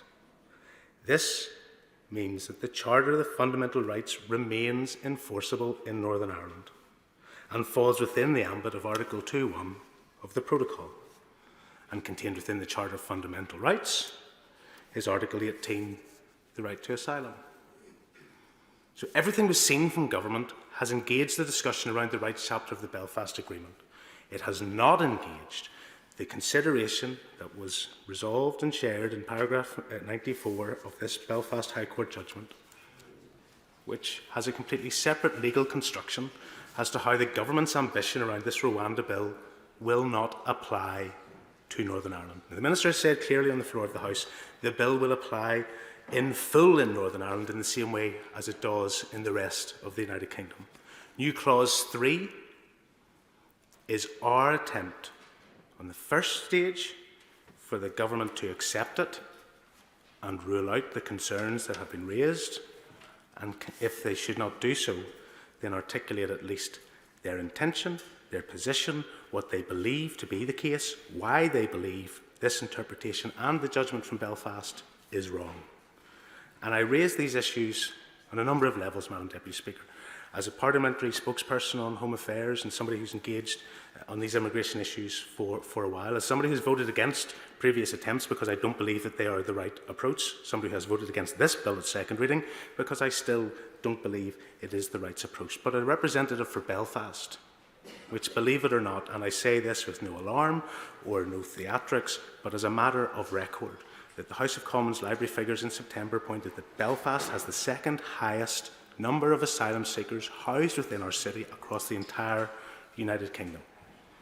78 per every 10,000 within the city's population. And so I'm not being alarmist about that. I'm not going to over-egg it. I'm just making the point that these are important issues, that the unity of our immigration system is an important issue.